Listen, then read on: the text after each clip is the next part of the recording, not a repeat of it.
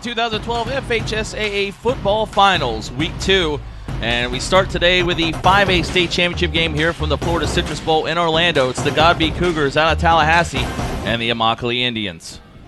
We are live at the Florida Citrus Bowl here on the FHSAA Network, along with Mike Rideout. I am Marty Paulman, welcoming you back to the broadcast booth here in Orlando. Last week we crowned 4 state champions in classes 1A through 4A. This week the bigger schools get going. It starts this afternoon in Class 5A with the Godby Cougars, who come in with really proficient offense. They've won 4 games on the road, all games on the road in the postseason, and Immokalee comes in coming off a big win a week ago. Yeah, definitely Godby has been road warriors, and this is an explosive offense, averaging 442 yards and 42 points per game. Well, Immokalee, though, is led by their two-way player, Mackenzie Alexander, who is going to be playing the Army All-American game coming up in January. He's the leader on both sides of the ball for this Immokalee team. That's right. He is a commit to the University of Notre Dame, and he's got all the tools, Marty. He runs a 4.440. Also a very physical-type football player, a guy that you're going to see all over the field this afternoon. He's got a twin brother, too, McEnroe, who set the school record for defensive touchdowns this year. McEnroe, not John McEnroe, but yes, McEnroe Alexander. Interesting name. And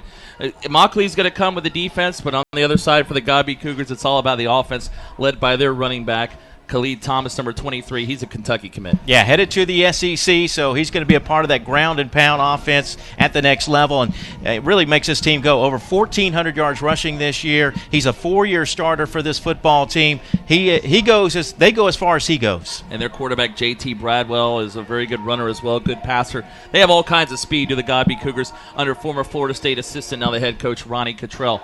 It's the 5A State Championship game. It's Godby and Immokalee coming up here on the FHSAA Network, live from the Florida Citrus Bowl in Orlando.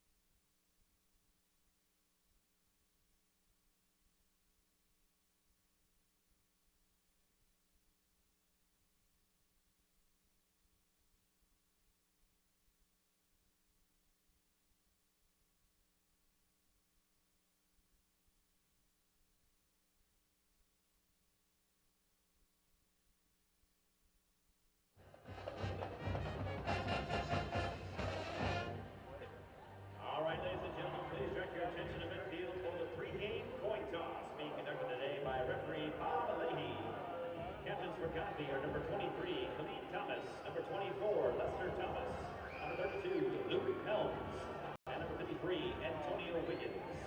Captains for Immokalee are number 1, Tashali Johnson, number 6, McEnroe Alexander, number 7, Mackenzie Alexander, and number 55, Detrin Sanats.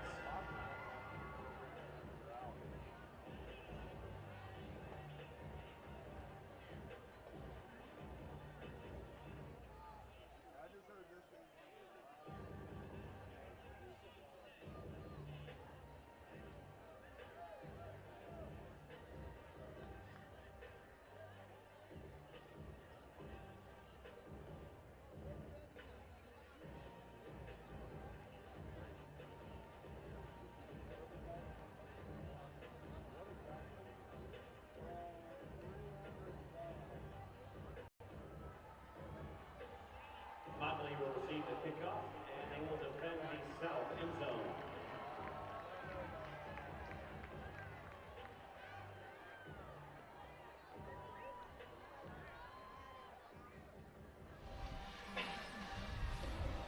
All right, welcome back to the Florida Citrus Bowl in Orlando here on the FHSAA Network, the 2012 FHSAA Class 5A State Championship game.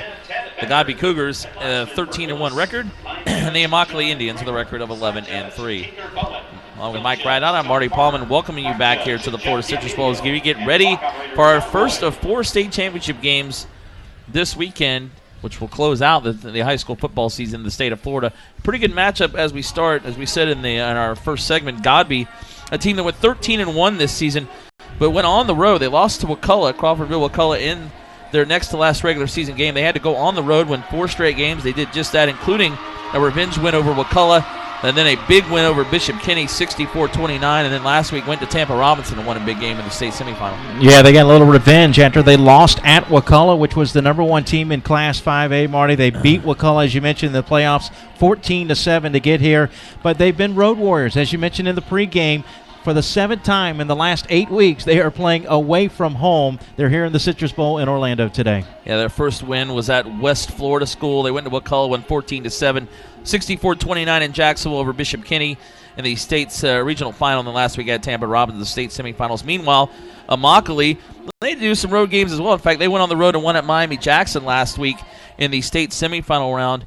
But other than that, they've been pretty consistent. 35-13 over Estero, 30-12 over East Lee County, and 38-20 over Lake Wales before the win at Miami-Jackson last week. Yeah, and they also got a little revenge. They lost to Lake Wales in a monsoon early in the year in which they turned it over 9 times, but they felt like if they were able to play in dry conditions, they would be able to get a win against Lake Wales, which they did in that region final, 38-21.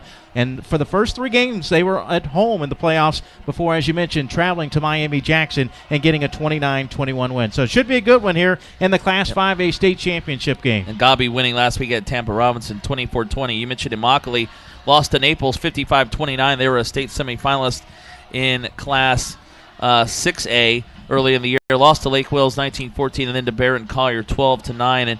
And the only loss for Godby was 23-12 at Wakulla, and they revenged that in the regional semifinal round.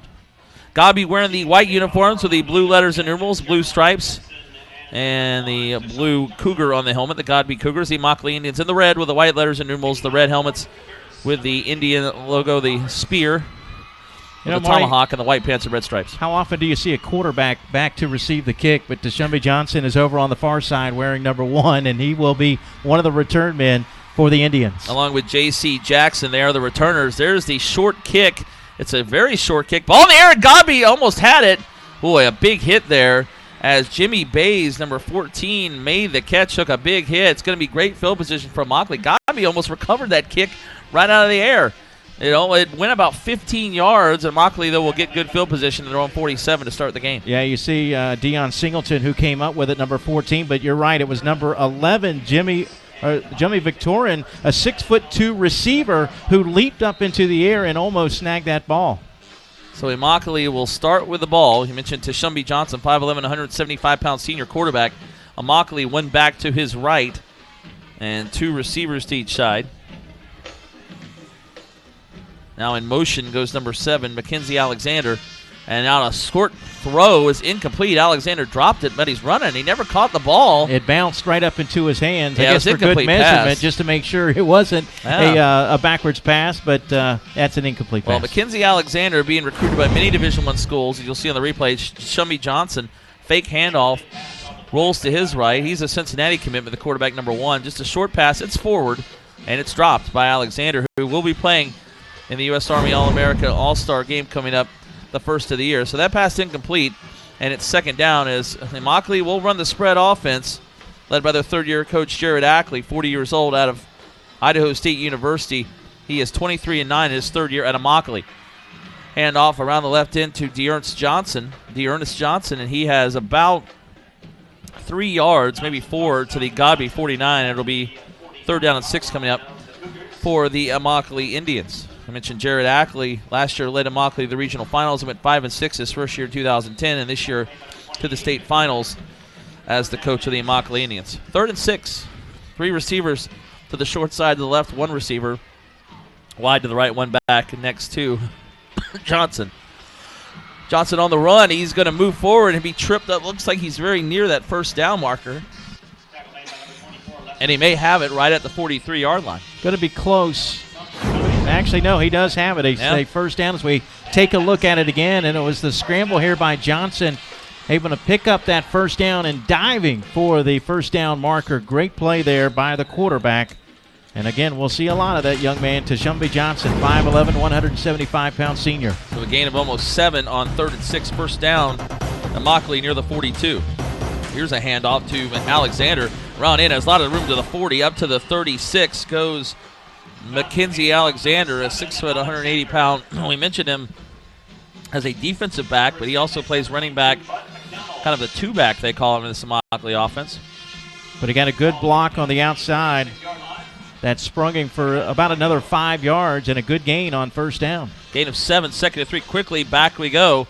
Short pass to the sideline, and up near that first down marker is J.C. Jackson on a short pass from Shummy Johnson. I think he's going to be a yard short at the 33, so it's going to be third and less than a yard actually now for immokalee, who runs a hurry-up offense. They are not huddling.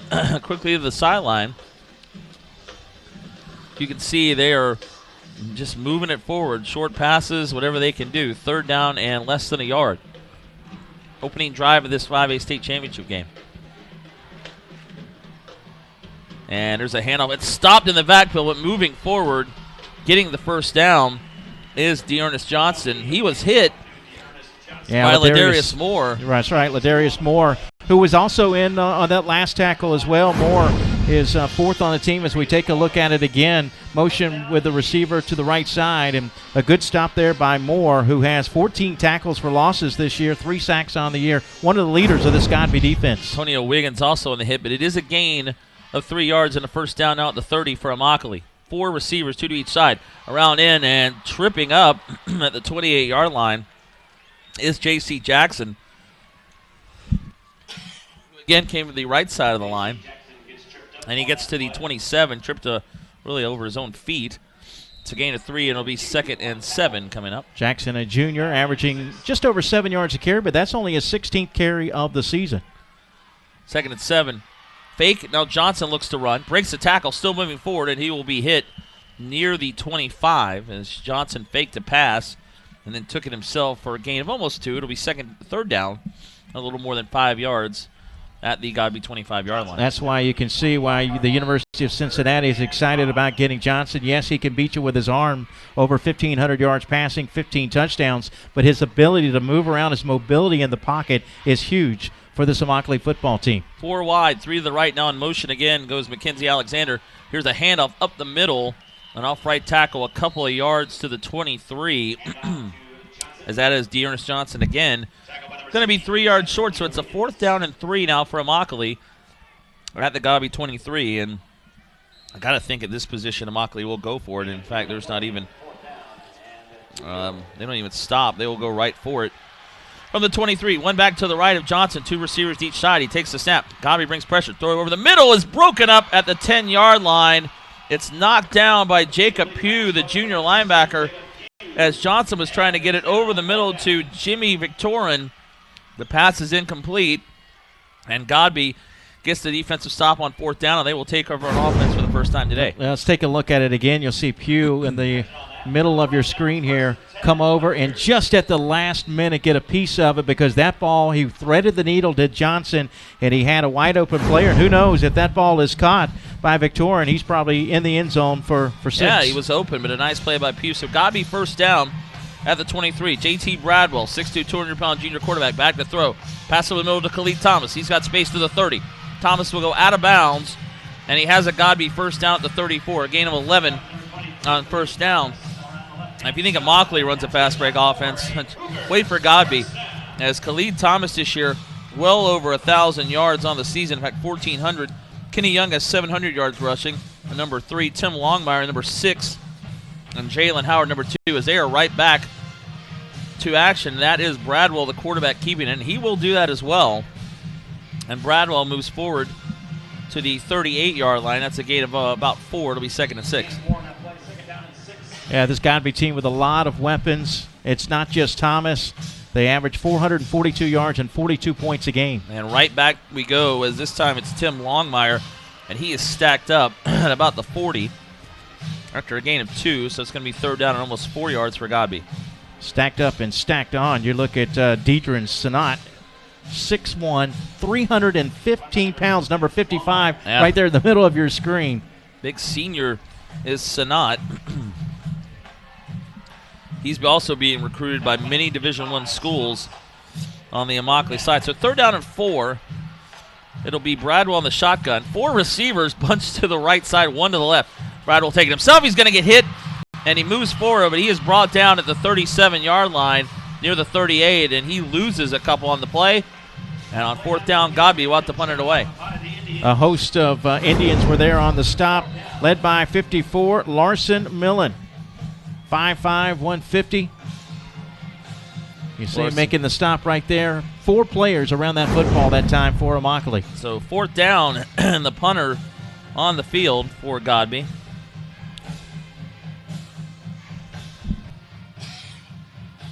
That is number 89, Triton Johnson. But on the return, breaking a couple tackles, getting up to the 29-yard line, is J.C. Jackson. So Immokalee will get it 1st and 10 from their own 29-yard line.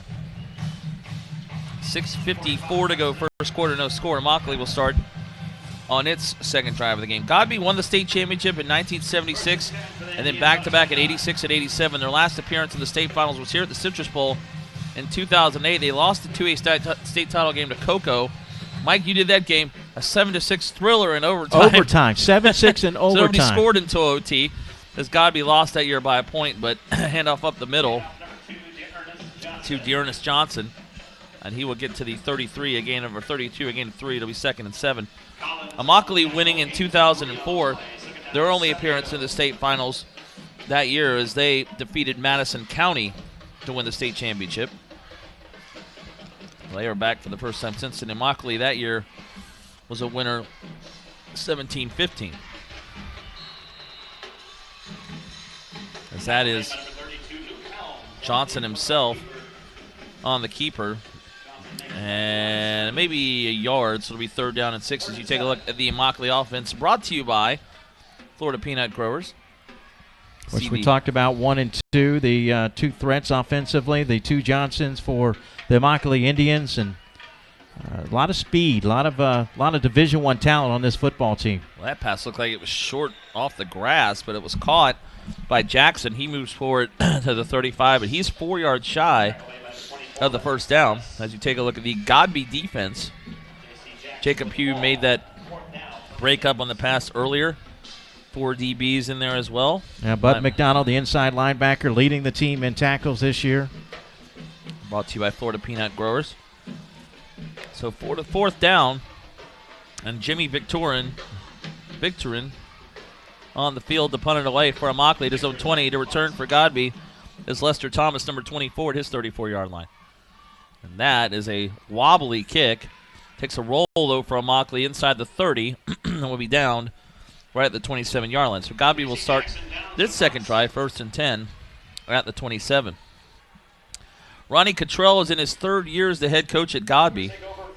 He was an assistant at Florida State under Bobby Bowden at Alabama. He coached in the high school ranks in Alabama for many 6 years in the 80s, and then 2005 to 2009 they came back to Godby in 2010. Last year they were regional semifinalists, 9-3. This year back in the state championship game with a record of 13-1. And Ronnie Cottrell, a graduate of Troy State, 53 years old, is 23-11 in his 3rd season with the Godby Cougars. You take a look at the Godby offense presented by Florida Peanut Growers. We mentioned number 12, J.T. Bradwell, the junior quarterback, and number 23, the senior Kentucky commitment, Khalid Thomas. Again, loaded. Both these teams loaded with Division I talent.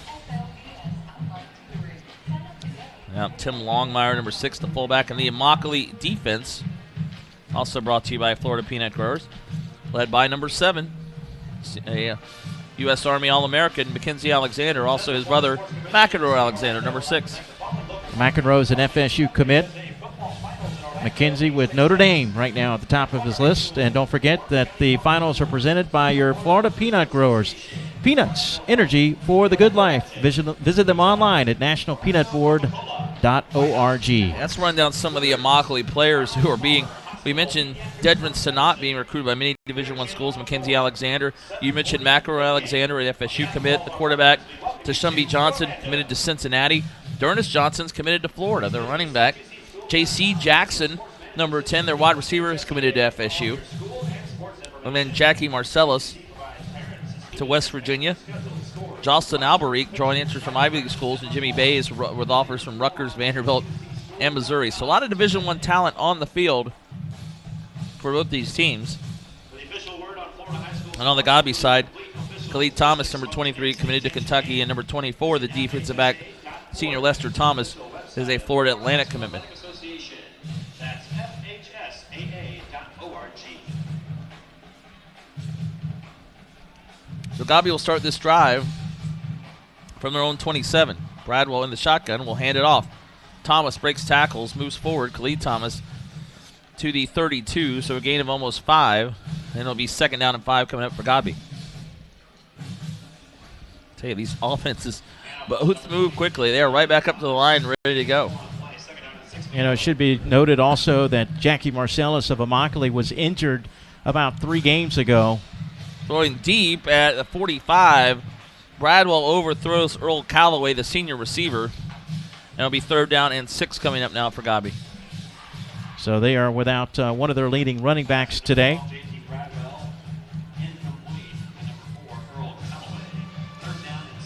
That pass overthrown as it was out of bounds, looking for Earl Calloway.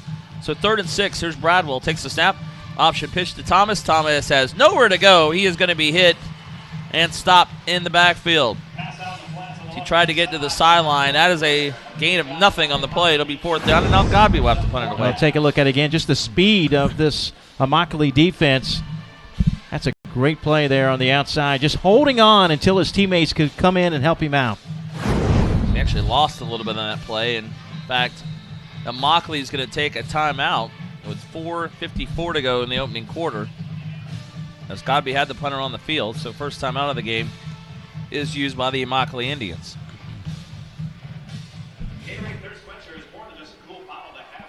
So far, both teams still trying to fill each other out. Immokalee began the game with a pretty impressive drive. They began the possession on their own 47-yard line, but then turned it over on downs.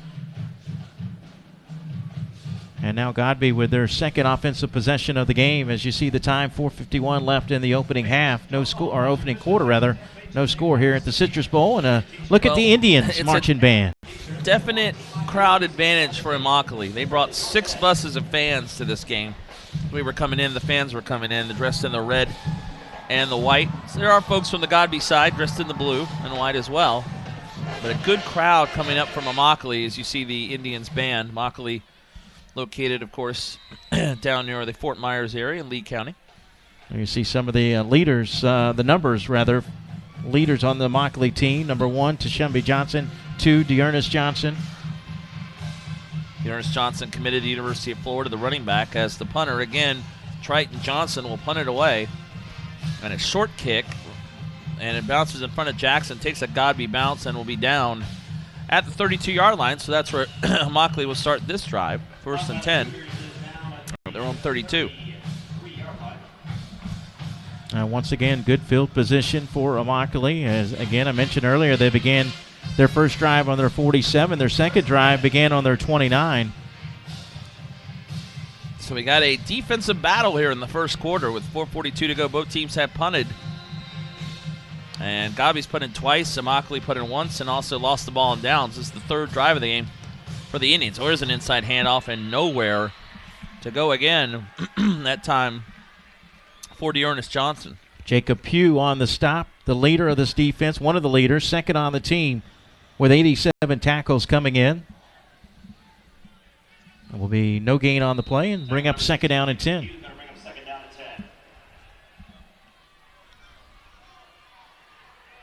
Second and 10. And there is Johnson again moving forward. Will pick up yardage near the sideline to about the 38, 39-yard line. So that's a gain of about 3. It'll be 3rd down and 5 coming up for Immokalee as they need to get to their own 44 for the first down. Actually 3rd and closer to 6. Dearness Johnson got a pretty good pep talk from a guy by the name of Edrin James, who also played at Immokalee. High grad, yeah, University of Miami, Indianapolis Colts. 4 receivers, 3 to the left side, 1 to the right. As now on the run is Johnson. He'll throw, pass complete to J.C. Jackson and out of bounds. Goes the Immokalee wide receiver Jackson out of the 47. That is a first down, a gain of 14 yards on the play for Immokalee. Well, Jackson did a good job of coming back to his quarterback, but really it was the offensive line that did a great job on this play, buying enough time for Tashumbi to find Jackson coming across the field. Good play that time by Immokalee. First down at the Godby 47. Immokalee now has driven into Godby territory twice today. One back on each side of Johnson, one receiver at each side, and the wide receiver moved too quickly. The receiver on the wide side of the field near the Godby sideline moved, and that's going to back up Immokalee 5 yards, as that was number 11, Jimmy Victorin.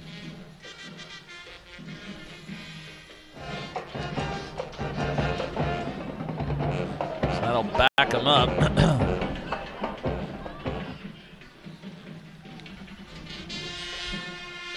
So it'll be 1st and 15 coming up for Immokalee. So Edgerrin James gave him a pep talk, huh? Yeah, he had turned the football over in their playoff game prior to the state semifinals and gave him just a little pep talk before that last game.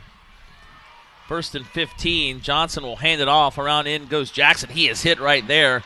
J.C. Jackson trying to run around the left side. He ran right into Lester Thomas, number 24, the senior defensive back, who is a commitment to Florida Atlantic, and that is no gain. It'll be 2nd and 15. And we'll watch Thomas again, who is 4th on the team in tackles. Good open field tackle there by Thomas. And it's going to bring up a 3rd down now and long situation for Immokalee. Second and 15, short pass complete. And that's moving forward is Mackenzie Alexander. There's a ball on the ground. Godby says they have a fumble at the 43. As that was Mackenzie Alexander on another short pass. And Godby has the ball. So Immokalee drives into Godby territory, although the official finally signaled, yep, Godby ball. So coming away with it was Luke Helms, the linebacker. Got the football. First turnover of the game goes for Godby, as you see rolling out. Johnson gets the short pass to Alexander. Mackenzie Alexander trying to gain some yardage, and there's the strip right there by number 58, Tevin Mines. Nice play to strip it out. So here we are, Godby, first down. Bradwell pass complete, and across the middle to the 49 near midfield. It is complete to Earl Calloway.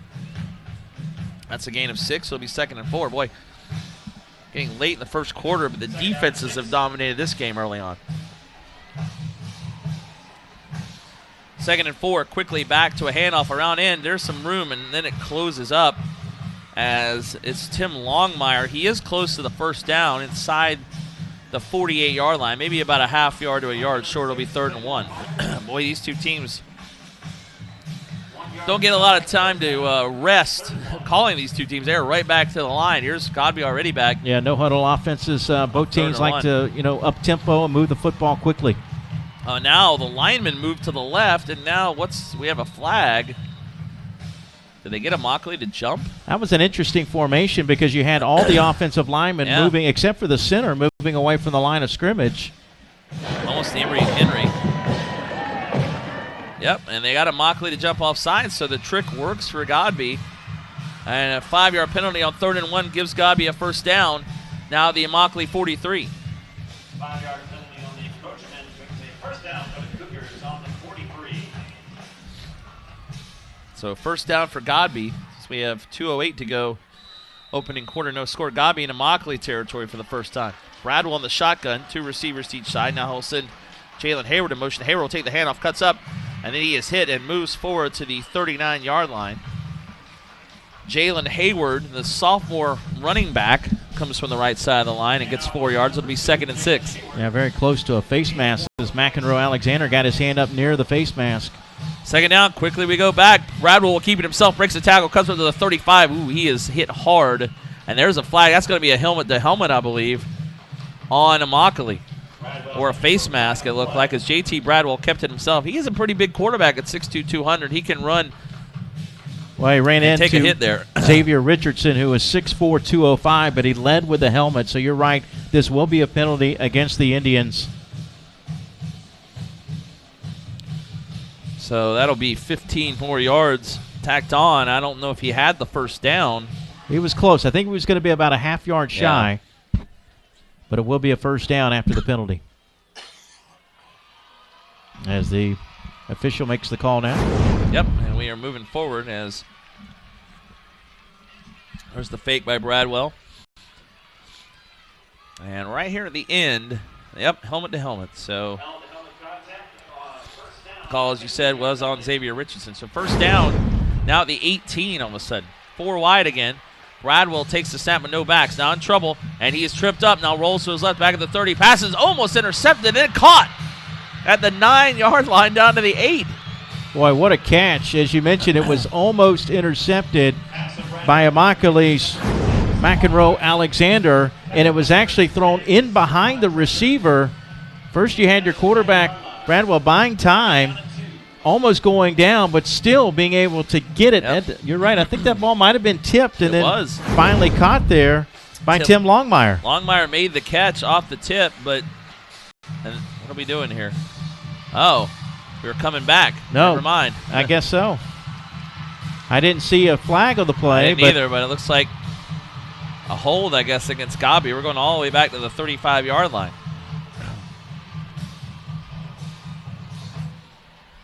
We'll wait for the official's call to confirm.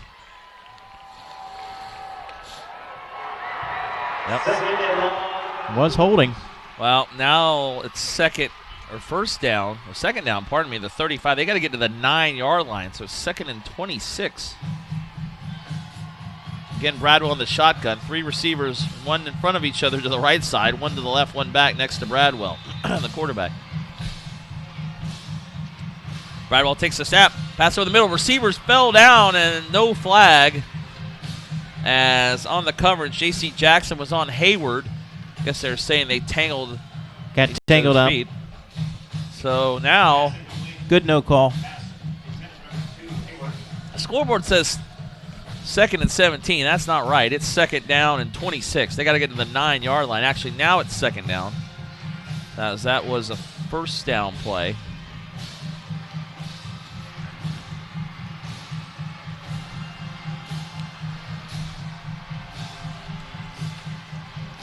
Two receivers to the right, and now all kinds of confusion. And Ronnie Cottrell will take a timeout. Godby had players running all over the place on offense, so instead Godby will use its first timeout of the first half with 1:13 to go in the opening quarter. No score still. Godby on the move, but facing a 2nd and long coming up on the Immokalee side of the field to 35. So far, both defenses pretty much dominating Immokalee with 61 yards of total offense. Godby with only 43 yards, but a good mix of the run and pass. 21 rushing, 22 passing for the Cougars. Well, we got some great games coming up this weekend here in the FHSA Network. Championship games tonight in 7A. It'll be St. Thomas Aquinas versus Tallahassee Lincoln at 7 o'clock. Tomorrow at 1 o'clock, the 6A championship game, Gainesville High and Miami Central High School. Then it caps off tomorrow night at 8A with Apopka High. The Blue Darters should bring a pretty big crowd from a little bit north here in Orange County as they will take on Cypress Bay out of Weston down in Broward County. So that's some great games coming up this weekend in the FHSA football finals. Here's Bradwell again in the shotgun. 2 receivers to each side, and he fakes a handoff, takes it himself up the middle, breaks tackles inside the 30. And the quarterback, J.T. Bradwell, up to the 27, so he'll pick up 8 yards. And it'll be 3rd down now and long, 3rd down and 18 coming up. Yeah, big hole right up the middle. Bradwell recognized that and faked the handoff and took it himself, called his own number on the play. Put him in a more manageable 3rd down play here. 3rd down and 18. Bradwell back to throw. Pass over the middle is incomplete and intercepted over the head of his receiver. And intercepted at the 5 on the return to the 10. That is number 15, Xavier Richardson, who got called on a penalty earlier in the drive. And this time Richardson gets the pick. And Immokalee gets its first turn of the game with 36 seconds to go in the first quarter. That pass overthrown to the receiver. And you're right. It just kind of sailed on him and right into the hands of Richardson. Wade Phillip, the intended receiver. Did a good job of keeping on his feet and then turning it upfield. Wade Phillip, the intended receiver, the 10, and he was open. And it would have been a first down, but the pass was too high, and that's a nice play by Richardson. So return to the 17. Here's Immokalee on first down. Johnson pass over the middle is dropped. That may be why he dropped it, because he knew the hit was coming. Laying the hit there was Jacob Pugh. But again, all time in the world for Johnson to throw that football. The offensive line doing a really good job for the Indians. Jimmy Bay is the intended receiver. He dropped it, so it's 2nd and 10 at the 17. Quickly back to action as the handoff up the middle. Nice movement, very little gain there for Mackenzie Alexander. He may have gotten to the 18, maybe a yard on the play, as that will probably run out the first quarter. No, probably not, because Immokalee's going to go right back to the huddle, back to the line. Gain of 2, so it's 3rd and 8. And, in fact, I think Coach Ackley's saying do not run another play. He is, in fact, and that will be the last play of the first quarter. So it's a defensive first quarter. Both teams punted a couple times. Both teams turn it over once, so we have no score in this 5A championship game between Godby and Immokalee here on the FHSAA Network. We'll take a break. We'll come back to the Florida Citrus Bowl in Orlando in just a moment here at the 2012 Class 5A championship game presented by Florida Peanut Growers.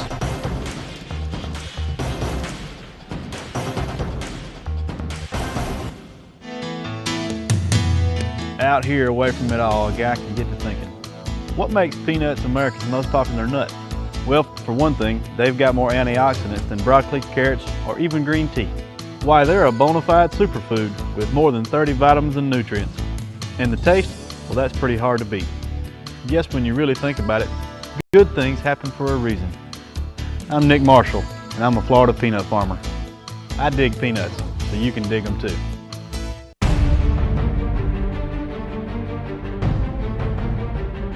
Now ready for Parkview, number 21, Matt Olson.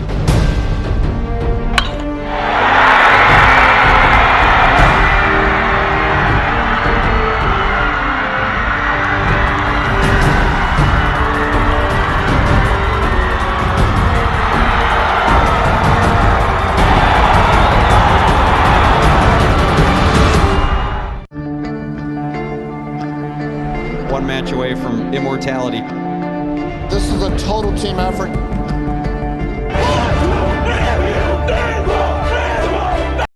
gonna come at you. One shot at this.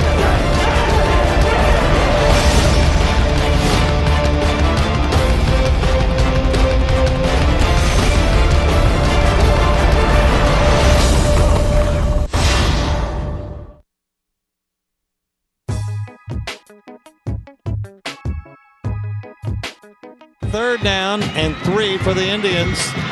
Oh, the ball came loose. Tiger's going to pick it up. Look at that. Took it back and scored. Whoa! That's unbelievable. That is unbelievable.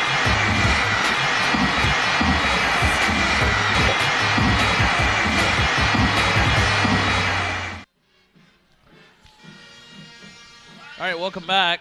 As the Immokalee is called for false start as we start the second quarter. No score. Marty Paulman, Mike Rideout with you here on the FHSA Network from the 2012 FHSA Football Finals, the 5A state championship game from the Florida Citrus Bowl in Orlando. So third down and 13 now from Immokalee after the false start penalty back at the 14-yard line. Yes, Indians offense, it's a pretty balanced spread offense. 2,337 yards rushing, 2,178 passing coming in. And, well, in the first quarter, 37 yards rushing for Immokalee, 26 yards passing. They had 20 more yards of total offense than Godby, 63 to 43. In that first quarter, Johnson 4 of 7 through the air, 26 yards. Also carrying the football, Dearness Johnson, 6 carries for 16 yards. Tashumbi Johnson had 3 carries for 10 yards. J.T. Bradwell for Godby was 2 of 5 through the air with a 1 interception, only 14 yards passing. Bradwell also had 4 carries for 17 yards to lead the Godby Cougars in rushing. Yeah, the defenses own the first half. 3rd and 13, Johnson in the shotgun in trouble. Pass over the middle is complete. This is a nice gain. That's a first down and more for Dearness Johnson, 35-40. Breaks the tackle 45 to midfield. Nice screen for Immokalee, and they pick up about 36 yards on 3rd and 14 as Tashumbi Johnson beat the blitz and just passed it over the top to Dearness Johnson for a big gain near midfield. And that's exactly what you do when you set up a screen. You let the defenders come in, then you set it up for a nice play. And watch the block here, number 11, getting him to the outside, and then you'll see Dearness Johnson break a tackle and get some additional yards. Good play there by the Indians. Jimmy Victorin with the block. Now at midfield, first down from Immokalee. Big gain on the play. Here's Johnson rolling to his right, trying to beat pressure. Looking down the field, he throws near the end zone and passes just over the head of his receiver down at the 6-yard line. That was intended for Dearness Johnson. There were about 3 Godby players in the area. That's Shumby Johnson tried to get one deep down the middle of the field. It's incomplete. It'll be second down back near midfield, but there's Immokalee trying to go deep, trying to get a touchdown in this game.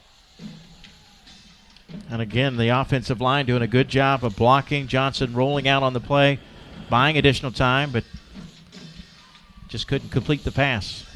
Well, we got Actually, a it flag. would have mattered, so there's a flag against Immokalee that's going to back him up. Yeah, the Indians holding the call on Immokalee, so another flag will back Immokalee up to the 37-yard line. So now you face a first down. Maybe that's why he had the 23. extra time to throw. Yeah. They need to get to the Godby 40, so it's first and 23 now for Immokalee. 3 receivers bunched right near the line. One to the left, one back next to Johnson. Johnson with a pitch. That's a dangerous pitch. It almost got out of the hands of Dearness Johnson. He will move forward, though, to the 41-yard line. So that's a pickup of about 4, and it'll be second down and 18 coming up. And he's got those gloves on the hand. May have had Velcro on it because that he was a called tough that pitch. in. It was a pitch with some velocity, and it was leading him upfield. Good play there by Dearness Johnson to hold on to that football. So they get to the 41. It'll be second down and 19. Johnson in the shotgun, looks, throws, pass. He's got a receiver open, and making the catch is Xavier Richardson. He is near the first down. They're going to call him out at the 42, so it's a yard short or so. It'll be third and 1. Nice gain, though, as Shumby Johnson gets the pass to Xavier Richardson. They had that tight formation to the right side of the line. And then you see the catch there. Good hit. Got to be careful, though, coming in with that helmet.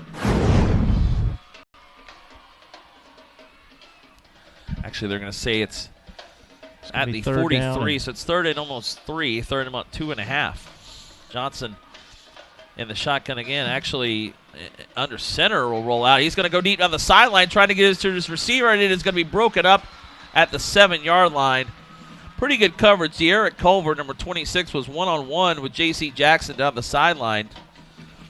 And it is going to be fourth down and 3, and I think Immokalee probably will go for it here from the 43. Yeah, we saw him go for it earlier in the game. I think we'll see him go for it again as they're in Godby territory. Fourth down and a long 2. Fourth down and we'll say 2.5, from close to 3 from the 43-yard line of Godby. Johnson, nope, they got Jimmy Victorin back in punt formation. We'll see if this is a fake. Nope, he's punting it away. Okay. They'll try to pin Godby deep, but that punt's going to sail into the end zone. That was too good of a punt by Victorin, as Godby will get it first and 10 at their own 20-yard line. So a little surprised Immokalee didn't go for it there, but they were trying to see if they could pin Godby deep, and Godby will start at their own 20. Well, you know, it might have been a situation where Coach Ackley says, guys, we're playing really good defense. Let's see if we can pin them back a little bit. Right now, Godby with only 43 yards of total offense. You don't want to give the Cougars a little open window, a little momentum to get back in this football game. I'd say get back into the game like they're ahead by 2 touchdowns. No, we're still scoreless, but right now you just want to play field And Godby already back on offense. Bradwell will keep it himself, and he will be hit. Does move forward to the 21, maybe a yard on the play for the quarterback, J.T. Bradwell. Godby's offense having a hard time getting it going. Surprisingly, they have been a team really very offensively proficient throughout the postseason, but having a hard time in this game so far. As you mentioned, Mike, only 43 yards offense in the first quarter for Godby. Immokalee had over 70 yards. There's a handoff up the middle, and Jalen Hayward almost broke it. He's tripped up at the 25, and it'll quickly be 3rd and 5. Both teams with a turnover in the first quarter. Immokalee had the edge in time of possession of about 2 minutes. 3rd and 5 for Godby from their own 25. 3 receivers, 2 bunch to the line. Now in motion goes Longmire. And there's a handoff up the middle and a first down. Actually, it's Bradwell keeping it himself again. The quarterback gets to the 36 and another first down as he picks up 11 on 3rd down and 5. 5th first down of the game for Godby.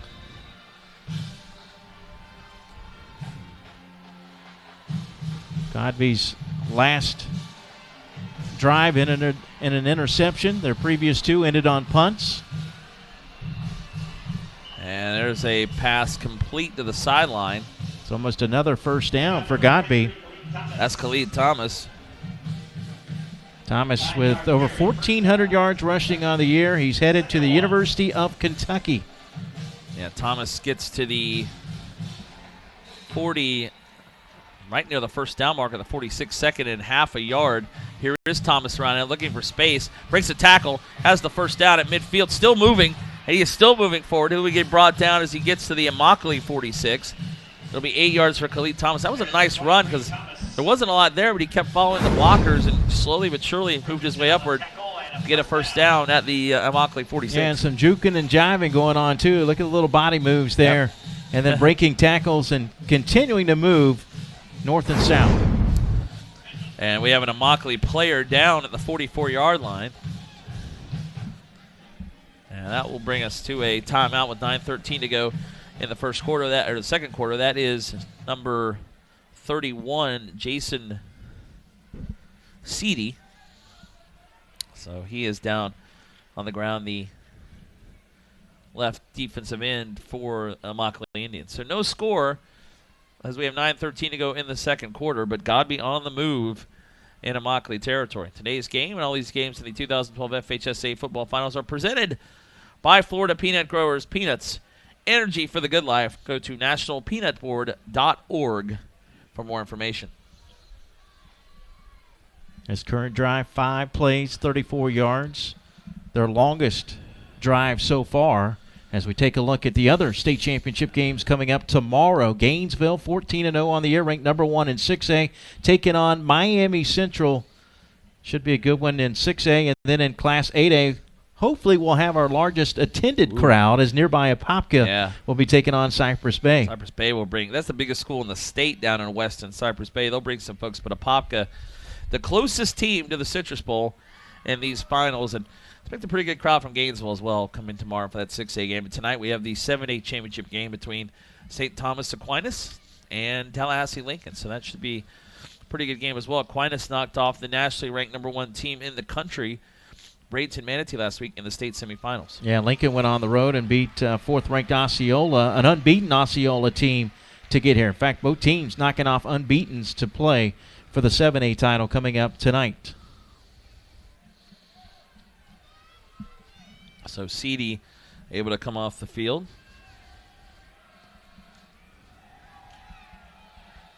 Under his own power, too, there. Looks okay. Maybe just had the wind knocked out of him. All right, and Bradwell, actually, that is Longmire's got an open receiver inside the 10 down to the 5. That is Wade Phillip. That was Tim Longmire on the pass, number 6. Yeah, halfback pass and a wide open Phillip. Wade Phillip, 5'7" senior, got behind the defense, reaching into his bag of tricks. Coach Cottrell. Yeah, a halfback pass. A throw by Longmire, but open was Phillip down to the 4-yard line. So that is a huge pickup of about 42. First and goal from the 4. 4 receivers, 2 to each side. There's a handoff up the middle. Ooh, running into the middle of the defense that time for Godby. That was McEnroe Alexander, the linebacker, on the stop. Thomas. And a flag, a late flag coming in after the play was over. Well, we'll check and see here who this penalty is going to be against. Godby saying it's against immokalee. Well, they had the ball forward to the 3. We'll see what the inside the 3. So the personal foul will take it half the distance to the goal. So it will be down to the 2. 8:09 to go here in the second quarter. Second and goal from 2. So actually near the 1s of second and goal after that penalty. 2 receivers to the left, 1 to the right, 1 back, and now the officials step in again. And a little surprising. Both teams have been slow to get things going offensively. I mentioned Godby averaging 42 points a game, but you look at immokalee and the points they put up, in the postseason, 35-30, 38-29. The least amount of points they've scored in a game was 9 points when they lost at home to Barron Collier of Naples, 12-9. So down to the 1 after the officials came in, and now we're back. This is Longmire. He'll take it himself up the middle. He did not get in. Near the goal line, maybe the half-yard line. That was Tim Longmire, number 6 again in the Wildcat or the shotgun there. So 3rd and goal now inside the 1. Immokalee trying to get a defensive stop. Good drive here by Godby. You remember this drive began at their own 20 after the ball was kicked, punted into the end zone. This will be the 8th play of the drive. 3rd down. Longmire again will take it. He tries to move forward, and he will get to the end zone. Boy, that took some second effort. That's a touchdown. And for actually, McEnroe Alexander said he didn't think he got in, but Longmire clearly got in on the 2nd and 3rd effort. And Godby gets on the board first on a 1-yard run by Tim Longmire. Yeah, and you look, Bernardino Salas had a shot at him right there, just couldn't hold on. And even though the tackle was made, he was able to get it across that white line for the score. The extra point by Triton Johnson, the senior kicker. Good snap, good hold, and the kick is straight through. So Godby, after a back-and-forth defensive first quarter, Godby gets a long pass play inside the 5, and they put it in the end zone. The first touchdown of the game, they lead Immokalee 7-0 with 7:46 to go in the second quarter. And that actually snaps a streak for Godby after going 5 regulation quarters without a touchdown in Orlando after that 7-6 right. 7-6 overtime game with Coco. They get on the board first to the Godby Cougars today. And we talked about this team. I mean, this is a team that's won 4 straight road games, so playing in a neutral site today basically shouldn't really faze Godby at all. And you saw that offense had a hard time getting going, but that last drive, a couple of big plays, a couple of runs by Thomas, Bradwell on a long run, and then the halfback option pass from Longmire to Wade Phillip for about 40 yards, and that set up Godby for that first touchdown. Yeah, Bradwell with an 11-yard carry to pick up a first down on that drive. Again, 9 plays, 80-yard drive for Godby to get on the scoreboard first. And the Cougar marching band and the cheerleaders are loving it. In the blue and white, out of Tallahassee. First of 2 Tallahassee teams we'll see today. Lincoln tonight in the 7A title game against St. Thomas Aquinas. So Tallahassee, great football in that area. A lot of good rivalries, and 2 teams making the state finals this year from Tallahassee. Short kick, returnable for Shumby Johnson at the 25, and he moves forward to about the 29 on the return. Shumby Johnson, the quarterback. And you're right, Mike. I don't know if I'd put my quarterback out on kick returns. You can get hurt, but Shumby Johnson, that's his second return. This time he gets it to the 29. Well, let's just talk about eliminating the kickoff. That would be the worst thing for football. In the NFL. It's not going to happen Well, anywhere you know, else. if it happens in the NFL, it's going to start happening everywhere else. That's true. 2 receivers to each side, 1 back. Johnson's pass, that's too high at the 32 as he was trying to swing it over to J.C. Jackson, incomplete. And it'll be 2nd and 10.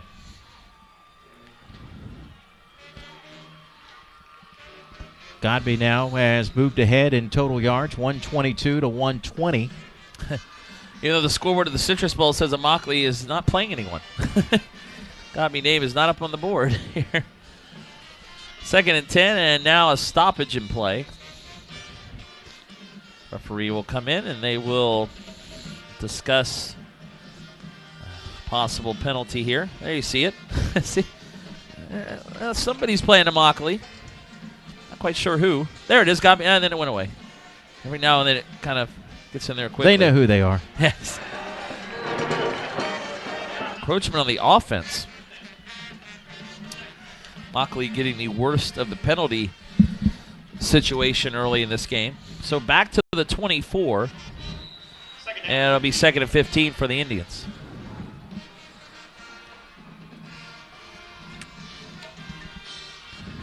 Immokalee with 6 penalties for 44 yards already in the half. Johnson rolling, now rolls to his right, in trouble back at the 15. Now he'll run to the 20, forward to the 25, and he will still move and get hit out of bounds right at the 28-yard line. So Johnson getting 4 yards out of the play where really there was nothing going on. Nobody was open. Now it'll be 3rd down and 11, 3rd and long again for immokalee. Actually, just to correct myself, Marty, 7 penalties for 49 yards. Only 1 penalty against Godby so far in this first half.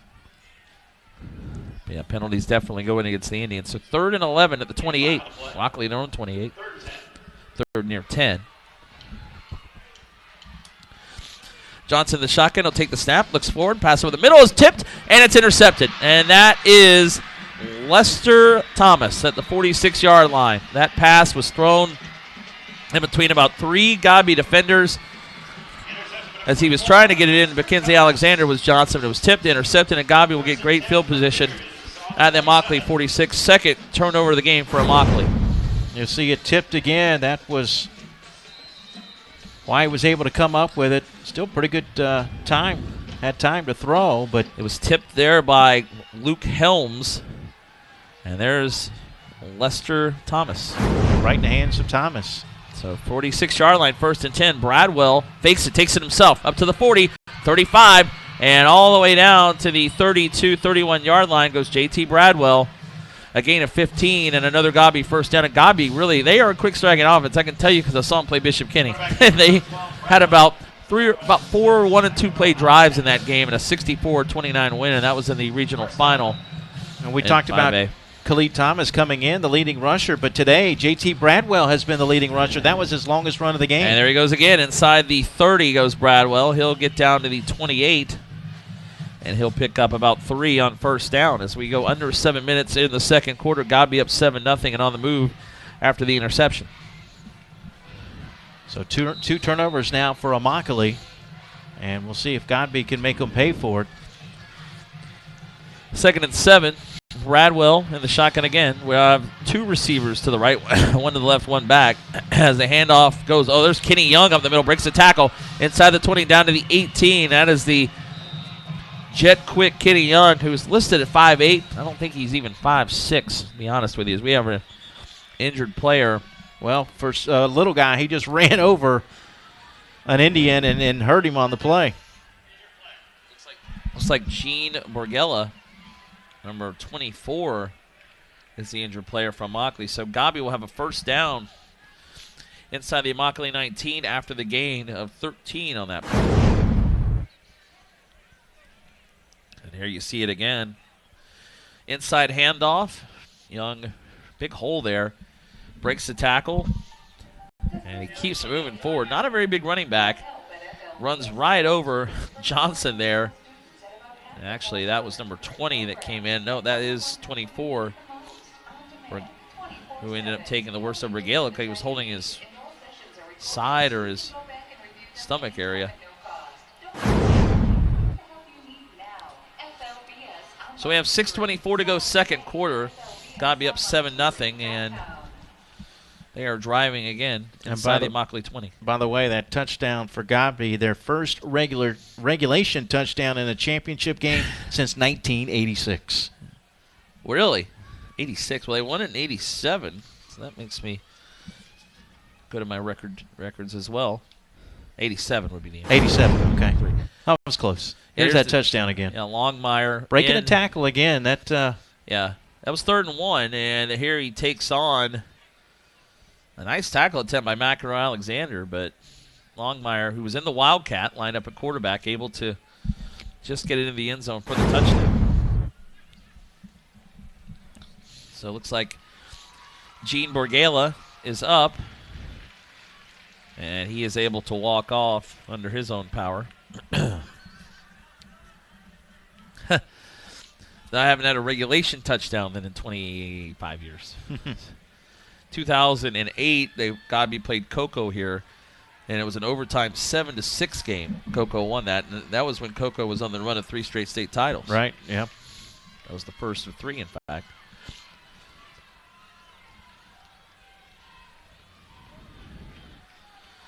So first down for Godby at the 18. One back on each side of Bradwell, one receiver to each side. And we are waiting for the folks at Bright House to let us go back to action. The man in the red hat on the field is now off the field. And it's again first down. Bradwell in the shotgun. Turns around, hands it off. As moving forward is Jalen Hayward off right tackle to the 15. He'll get 3 yards. It'll be 2nd and 7.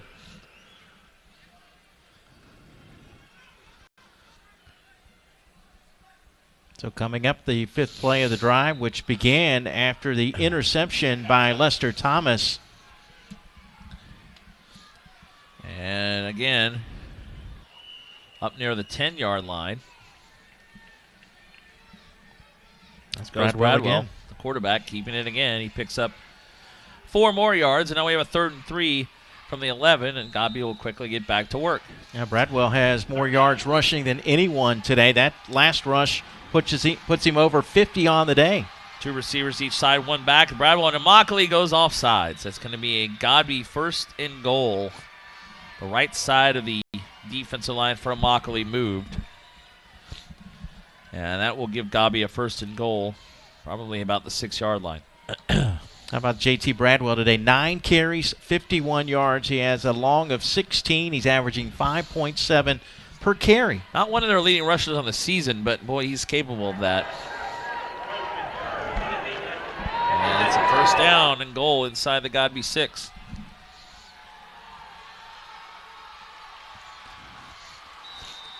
Two receivers to the right, 1 to the left, 1 back. Now in motion goes Hayward. Hand off. Oh, fake by Bradwell up the middle, heading to the end zone. Did he get it in? It's close. He's over. in. Touchdown. Touchdown, Godby.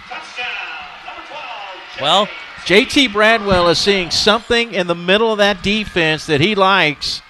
There have been several times today that he's had a wide open lane. Well, and I want to give credit, to his offensive line. We'll see the blocks here on the replay to get Bradwell through. But you see the player come up there for immokalee there, and just nobody's there. He's virtually almost untouched. Following Jonathan Mundinger into the end zone, number 55, and then Bradwell just enough. It's a bad snap, and Godby will try to throw for it, and it's almost caught by Chris Harris, as that time Wade Phillip, the holder, rolled out on a bad snap, so the extra point's no good. But it is a 13-0 Godby lead as Bradwell, a 6-yard touchdown run. And you mentioned, Mike, what a game first half Bradwell's having running the ball. And, again, he's seen something in that immokalee offensive line, and then he takes it in himself that time on the last drive. And he adds to his total rushing on the day as JT Bradwell now with 10 carries, 57 yards, and a score.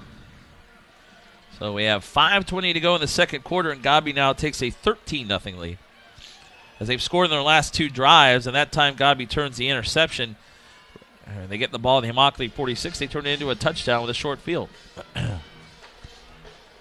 Amos P. Godby High School,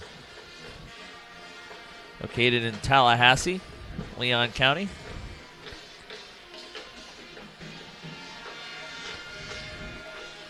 Here are the Cougars. We're in the blue and white. Johnson will kick it off. And back to return for immokalee. J.C. Jackson and Tishumbi Johnson. Triton Johnson's kick is returnable for J.C. Jackson to the 15, 20, 25, 30. Look out. 35 cuts out to the 40. Breaks a tackle to midfield and into Godby territory. Nice return by J.C. Jackson. And that could get immokalee back in it as he is down to the Godby 41, out of bounds there. Yeah, he showed his speed on that return and a couple of missed tackles as well. We'll take a look at it again. He gets to the outside, and once he got through, he was able to find some daylight. There's one of the missed tackles I was talking about, and gets it into Godby territory. Kenny Young finally knocks him out of bounds for Godby. That's a good return from immokalee. Gets him into Godby territory as we have our second quarter water break with 5:12 to go before the half. Jackson does lead the team in kickoff returns. 13 for 296 coming in, an average of almost 23 yards per return. Has a long of 93 on the season. And that was definitely a return that they needed. Immokalee needs to answer here quickly, down on 13-0.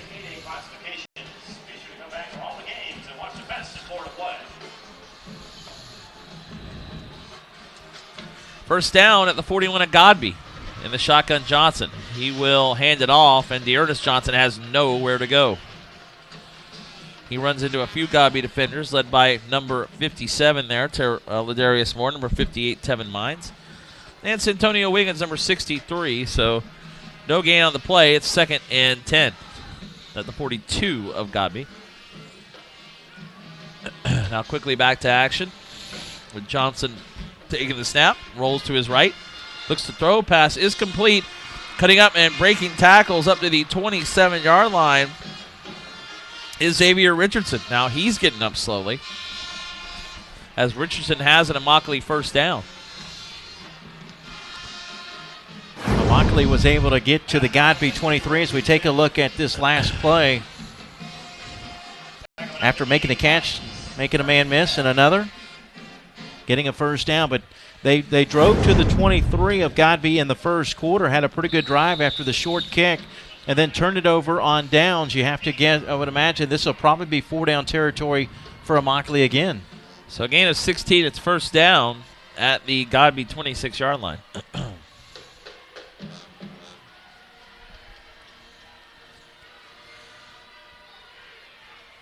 To Shumby Johnson, again in the shotgun. Back is Dearness Johnson. 3 receivers to the short side, 1 to the wide side to the left. Fake, and then it's a pitch end around to Mackenzie Alexander looking for space to the 25, and maybe to the 24 goes Mackenzie Alexander. That'll be a pickup of 2, and it'll be 2nd and 8 coming up.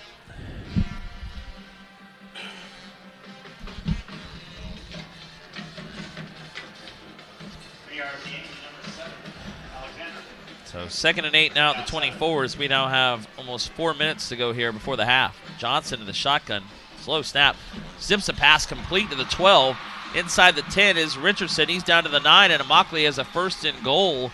Gain of 15. Nice throw by Johnson. He zipped it into Richardson. And Richardson again, this time has not gotten up. He does get up very slowly, but something is bothering Xavier Richardson. He was wide open on the play, too.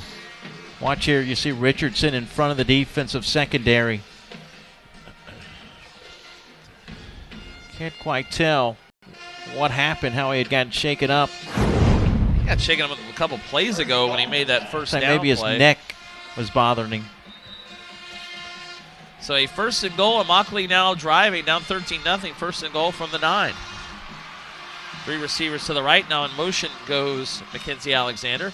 And Alexander breaking a tackle, Dearness Johnson, and he moves forward. Maybe to the 8-yard line goes Dearness Johnson, number 2. And it'll be 2nd and goal at the 8.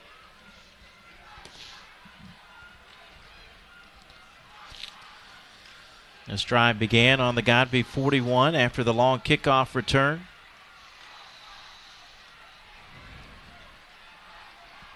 Shumby Johnson in the shotgun. He will pitch it to Dearness Johnson inside the 10, moving inside the 5, and down to near the 3 goes Dearness Johnson. So 3rd and goal for Immokalee from the 3-yard line. Take a look at it again. Underhand Johnson with his pitch. blockers out in front of him. Big number 76 throwing a block. That's Kirby Henry. Henry 6 foot, 285. We have an official's timeout as a Godby player is slowly coming off the field. Jashawn Collins, number 47.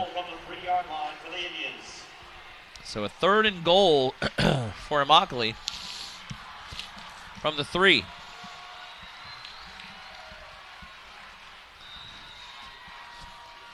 Two backs next to Johnson, 1 receiver to the right side. And it's a snap to Shumby Johnson, and he is going to be brought out of bounds at the 5-yard line. He'll lose a couple on the play as Johnson never had any room to run. Went to that short side. Godby had it all covered up, and it's going to be 4th and goal back at the 5. Yeah, defense had that one read perfectly as they string him out and doing a good job of, you see the player on the bottom of the plot just holding on to his foot, not letting him turn it upfield. Luke Helms on the tackle, so Immokalee going to attempt the field goal. This will be about a 22-yard attempt for number 18, Logan Roberts. That's a low snap. Was it a fake? Johnson to throw. He's in trouble. He's got a receiver. It's intercepted in the end zone, and now on the run, here comes Godby on the return. Looking for space and finally brought down. That's Kenny McIrvin. Is Kenny McIrvin at the 40-yard line, and that was hard to tell if they were trying to kick. That was a fake and a bad snap because Johnson is the holder, the quarterback. But he threw that pass, lobbed it up in the end zone, and McIrvin had it read completely there in the end zone. Had a nice return. Here you go. It looks like it was not a design fake. I think it was because of the bad snap. I think. And that pass, as you see McIrvin just cut in front of it and had an easy return as we are quickly back to action. I really think Jesus Velasco, the kicker for immokalee. I think he just felt like he had to make a play because they weren't going to be able to get the kick off. Just did not make a good throw. Gain of 1, so 2nd and 9 for Godby at their own 41. Quickly back as Bradwell takes the snap. Looks to throw in the middle, has his receiver thrown behind him at the 45 and incomplete as Hayward, the intended receiver, Bradwell throws it behind him, and it's now 3rd down. So another big play by the Godby defense. That time was Kenny McIrvin picking off the pass on the aborted field goal attempt.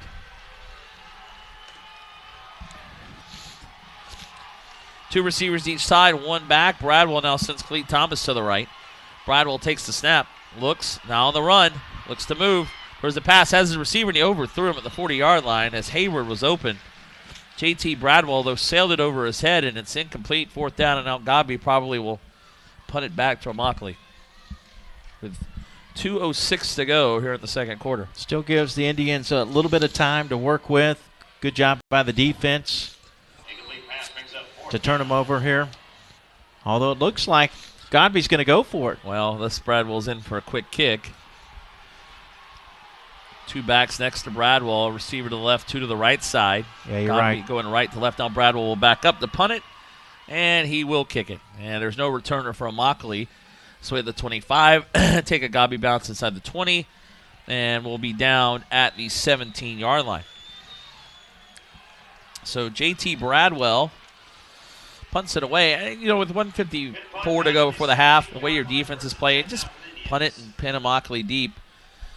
Godby doesn't have a punter listed on their up-to-date stats, so Bradwell, he may be the punter. Maybe that's the way they do it. They quick kick it with a quarterback. So the 17, it'll be 1st and 10 now for immokalee. 1:54 to go here in the second quarter.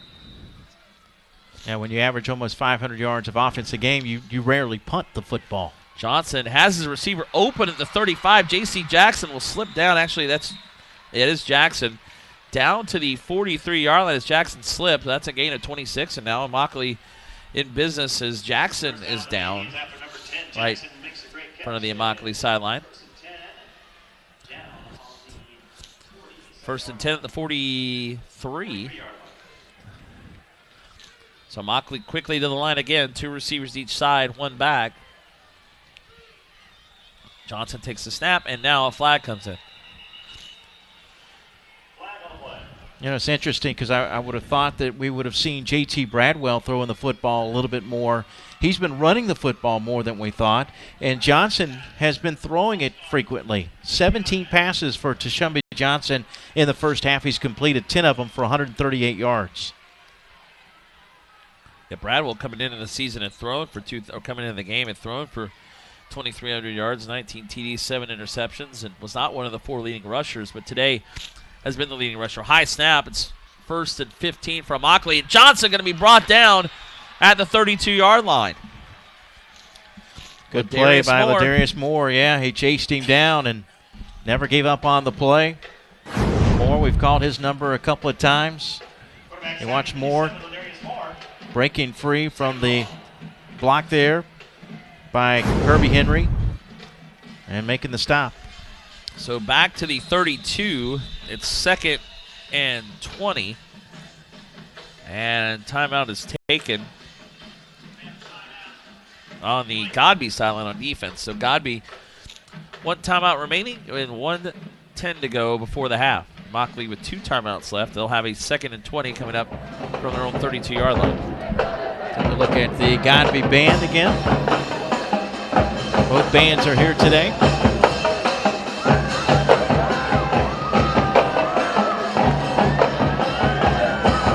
thing we'll see in these bigger school games is that the bands will be here, and they're pretty big-sized bands. They're having a lot of fun. It's clouded up a bit here. The sun was out earlier. Clouds have moved in. It's still not too bad. It's a little cool.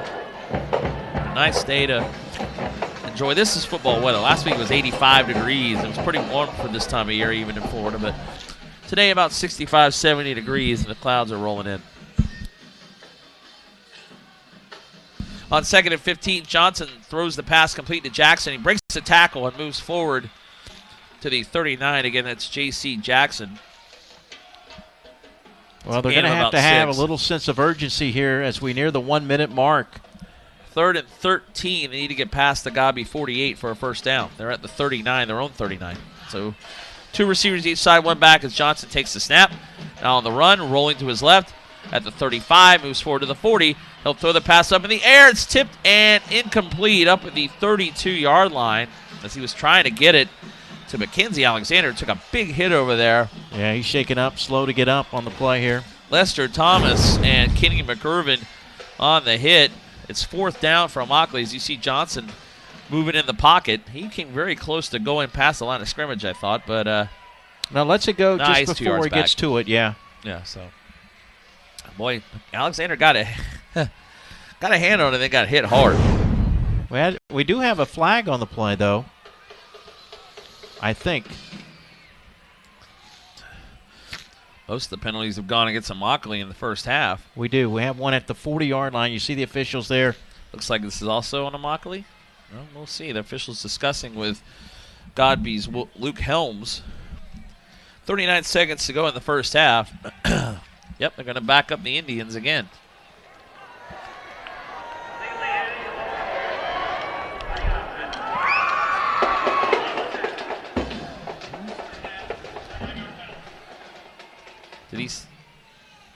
I think it was a legal player downfield. Yeah, legal man downfield. That looks like a legal forward pass, though.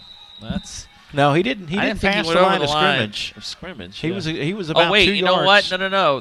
He was, because it was 3rd and 13. The line of scrimmage was a 39. That's what I thought. So he did pass it. So that's a loss of down. It's 4th down.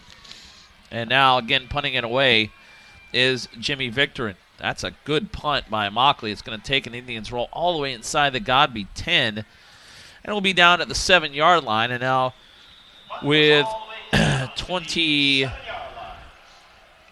seconds to go before the half, Godby will probably take a knee and go into halftime with a 13-0 lead. Scoreless first quarter.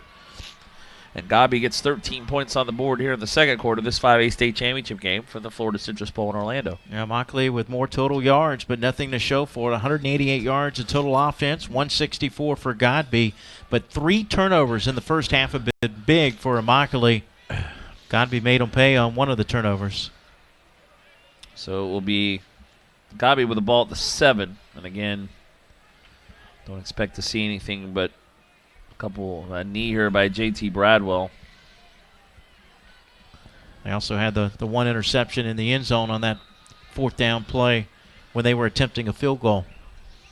And there's the knee. And that is going to be, unless immokalee calls timeout, the last play of the first half. And it is. So through the opening half of the 5A state championship game, it's Tallahassee Godby 13 and immokalee nothing. And we will take a break here. We'll come back with the halftime stats. It's 13-0, this 5A championship game presented by the Florida Peanut Growers here on the FHSA Network. Back to the Florida Citrus Bowl in a few moments.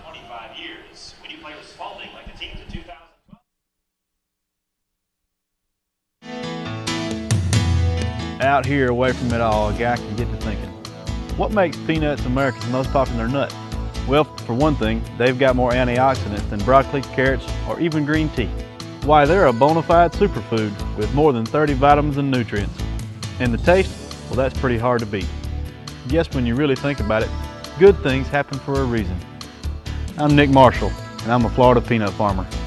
I dig peanuts, so you can dig them too. We can get a player up here. Oh, that's good stuff. All right, perfect. Prepare a Wiley Ballard graphic. Do you want me to start the stream? Start the stream. Camera 3. Beautiful. We're coming in on 1. For more information on how your school can join the Play On School broadcast program, go to playonsports.com/SBP. One match away from immortality.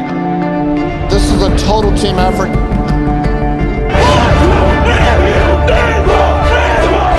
We're gonna come at you. One shot at this.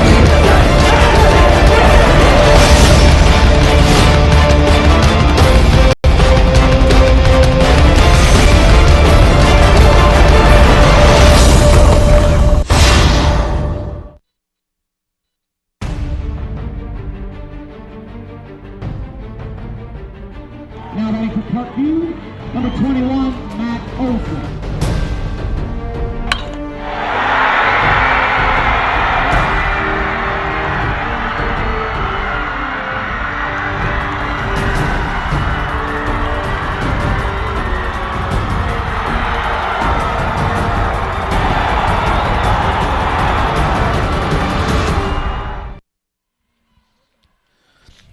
Welcome back to the Florida Citrus Bowl here in Orlando. The 2012 FHSA football finals continuing the 5A state championship game, and it's Tallahassee Godby leading immokalee 13-0. Marty Palman and Mike Wright out back here at the Florida Citrus Bowl as we bring you this game, and for three more championship games coming up this weekend on the FHSA network. And a scoreless first quarter, Godby with 2 touchdowns in the second quarter, as Godby had 1 turnover in the first half, and immokalee with 2. And Godby turned the second turnover into the second touchdown off an interception. So 2 rushing touchdowns for Godby here in the first half. A 1-yard run by their running back, Tim Longmire, and then a 6-yard run by quarterback, J.T. Bradwell. It's interesting, too, because Longmire, as we take a look at the touchdown run here, and has a good stop there, but however, McEnroe Alexander just wasn't able to bring him down. That was on a 3rd down play, and the touchdown there for Tim Longmire, who also has the longest pass on the day. Remember the halfback pass that he had as well. On a 42-yard gain or so that set up the first touchdown. Tim Longmire with 5 carries, 10 yards, and the touchdown. And as we take a look here, this is Bradwell's touchdown, and the quarterback was the leading rusher for Godby. Yeah, 57 yards rushing in the first half on 10 carries for J.T. Bradwell.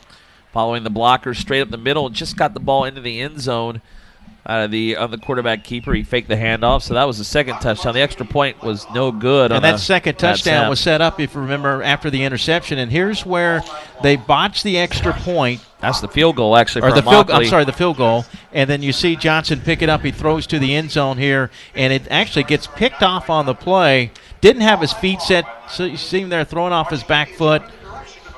Underthrows the pass, and then it was intercepted there. Yeah, by McCurvin, man, a nice return to the 40 by Kenny McCurvin as that pass in the end zone intended for J.C. Jackson. So actually immokalee committing 3 turnovers in the first half. That was the third one. And yeah, one that led to the touchdown, one there that kept them from getting a touchdown. And that's the difference. Immokalee's had more total yards in the first half than Godby, but Godby's defense has made the plays when they have to. They're +2 in turnovers in the first half. McCurvin returning that to the 40, but Godby could do nothing with it. So that is the story of the first half in this 5A state championship game. Godby 13 and immokalee nothing. We'll return to the Florida Citrus Bowl in Orlando. Just a few more moments for the second half here on the FHSA Network.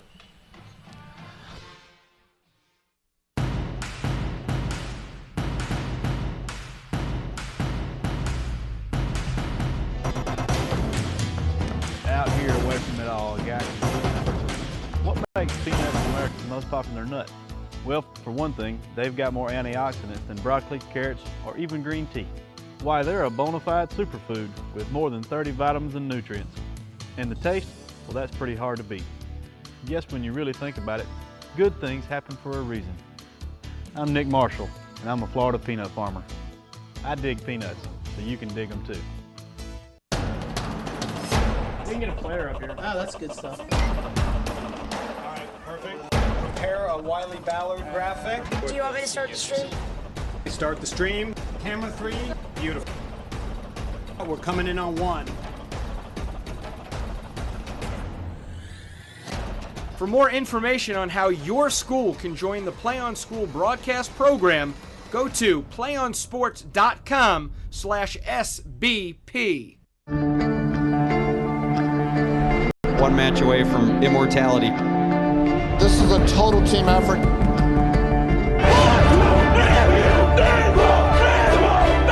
gonna come at you. One shot at this.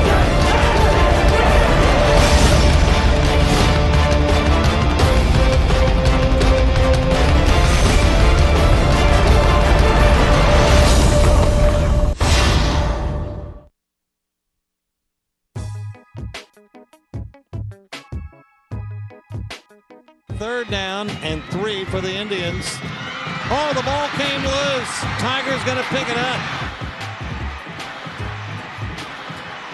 Look at that. Took it back and scored. Whoa! That's unbelievable. That is unbelievable.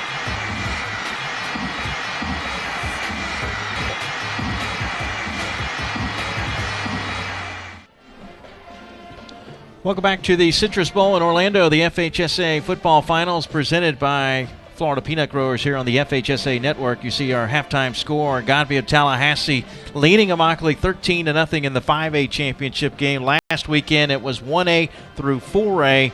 Your champions in 1A through 4A. In 1A it was Northview. University Christian of Jacksonville won the 2A title. Madison County falls to University of Fort Lauderdale in 3A, and also Booker T. Washington of Miami defeated Bulls in Class 4A. Coming up later tonight will be the Class 7A championship game between the Trojans of Lincoln and St. Thomas Aquinas of Fort Lauderdale, two storied football programs. And then tomorrow it will be Classes 6A and 8A. Gainesville, the Purple Hurricanes of GHS, 14-0 on the year, taking on Miami Central, which is 11-2. That's the 6A title game, and then we wrap things up in Orlando at the Citrus Bowl with the 8A championship game tomorrow night. Nearby Apopka, which knocked off unbeaten and number 1 ranked Dr. Phillips last week. They'll be taking on Cypress Bay, which is ranked 9th in the state in Class 8A, and that game coming up tomorrow night at 7:07 here at the Citrus Bowl in Orlando. As you take a look now at the immokalee marching band, a very cool afternoon. It's supposed to be in the mid-70s tomorrow. Very warm last weekend, but it actually feels like football weather today. Just a great day for football here at the Citrus Bowl in Orlando. I know we don't have the graphics to the stats to put up, but I do want to go over some of the stats from the first half.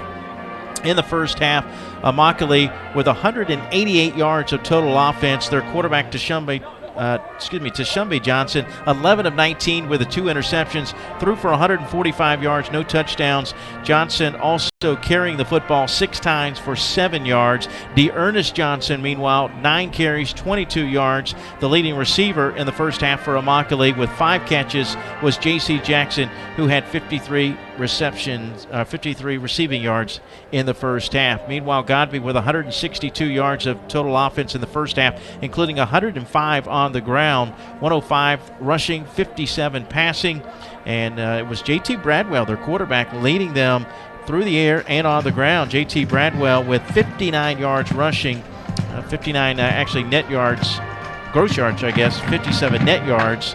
But Bradwell, 3 of 8 passing. He struggled with only 15 yards through the air, and this is a quarterback that came in with over 2,300 yards passing, but only 15 yards through the air for Bradwell in the first half. But again, he does get it done with his legs.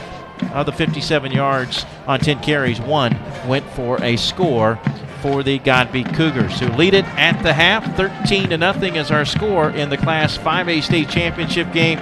Godby taking on immokalee here at the Citrus Bowl in Orlando. And what is that? It looks like it may be the sun trying to peep through. Marty? Yeah, and we've had a pretty good first half with the sun out, and then the clouds came back, and now the immokalee band has brought the sun back out and warming up nicely after a cool and overcast Thursday here in Orlando. So we look forward to seeing more sun and some pretty good game in the second half. As Mike, you went over the stats there, and the numbers pretty even one. Yeah. Although immokalee with a slight edge overall. Godby better rushing total, immokalee better passing. First downs 10-7 for Godby, and the turnovers, Godby with 2, immokalee with 3. Time of possession in favor of immokalee. by a little more than 2-minute edge. There are the penalties. That's a big problem for Immokalee. 10 in the first half, only 1 for the Godby Cougars. Yeah, 10 penalties for 64 yards. And also the red zone opportunities. Godby 2 for 3 in the red zone. And you remember Immokalee, when they moved the football down the field, they had 2. One just outside the red zone that they turned over on downs at the 23, but then also the field goal attempt that they came up short on and had to throw in the end zone that got picked off. So turnovers the difference in the first half. Penalties were big too, but really those 2 turnovers were huge for Immokalee. And 10 for 64 for Immokalee, only 1 for 17 for Godby, so another big edge there in the first half, and Godby also +2 in turnovers in the first half as well. So 13-0 is our score. Godby leading Immokalee here in this 5A state championship game. We'll take a break and come back for the second half here on the FHSA Network. This is the Class 5A state championship game presented by Florida Peanut Growers.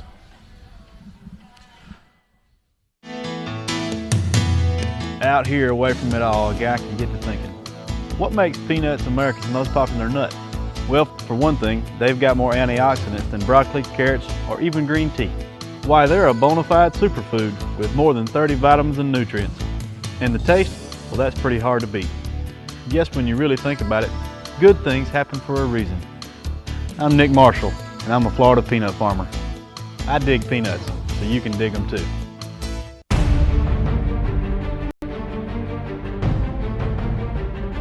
Now ready for Parkview, number 21, Matt Olson.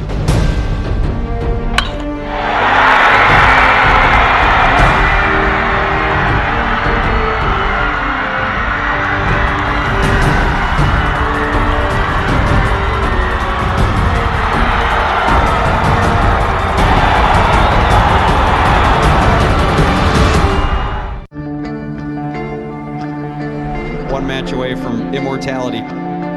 This is a total team effort. We're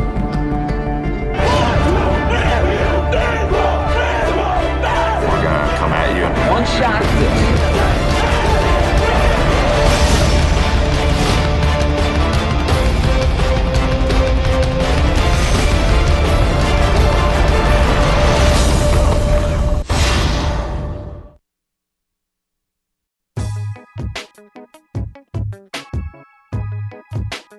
Third down and 3 for the Indians.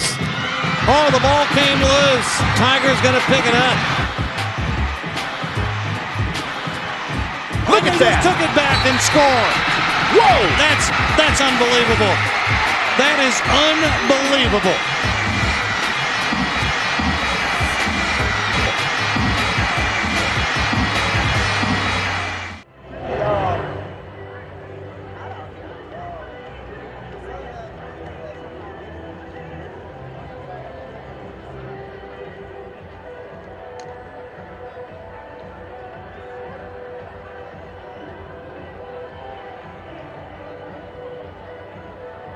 Florida High School Athletic Association recognizes its corporate partners who help make the FHSA Football Championship possible.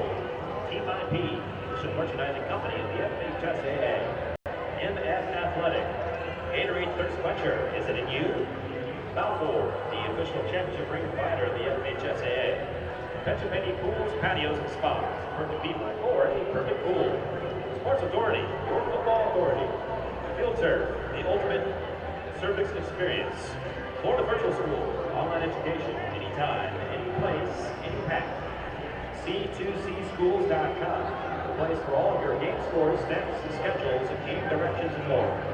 Glossy Finish, official photo company of the FHSA. Bryout Sports Network Channel 47 and High Definition 1147. Your home for high school sports and the official cable partner of the FHSAA. And Spalding, provider of the official game ball 2012 FHSAA Football Finals.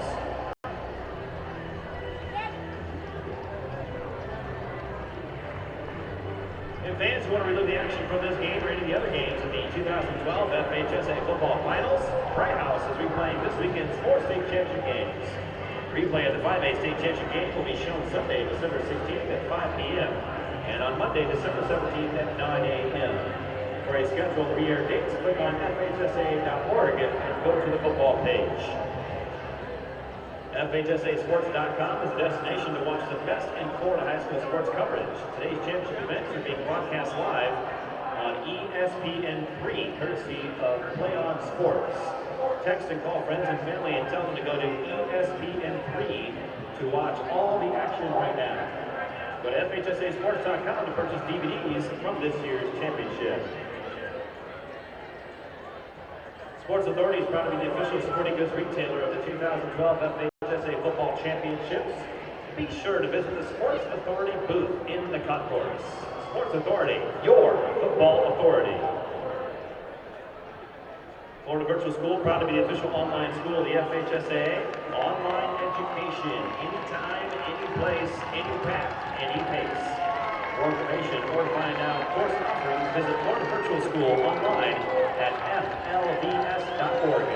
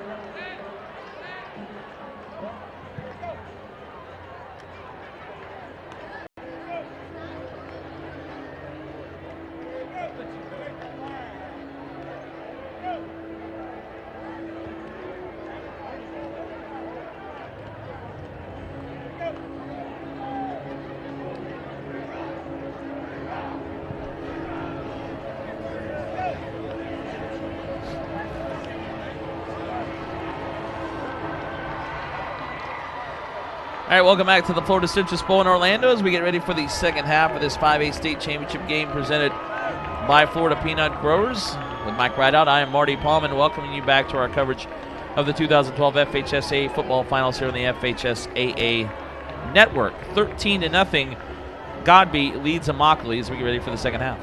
Be interesting what Coach Ackley told Immokalee, because this is their obviously getting shut out here in the first half, but their lowest output of the season.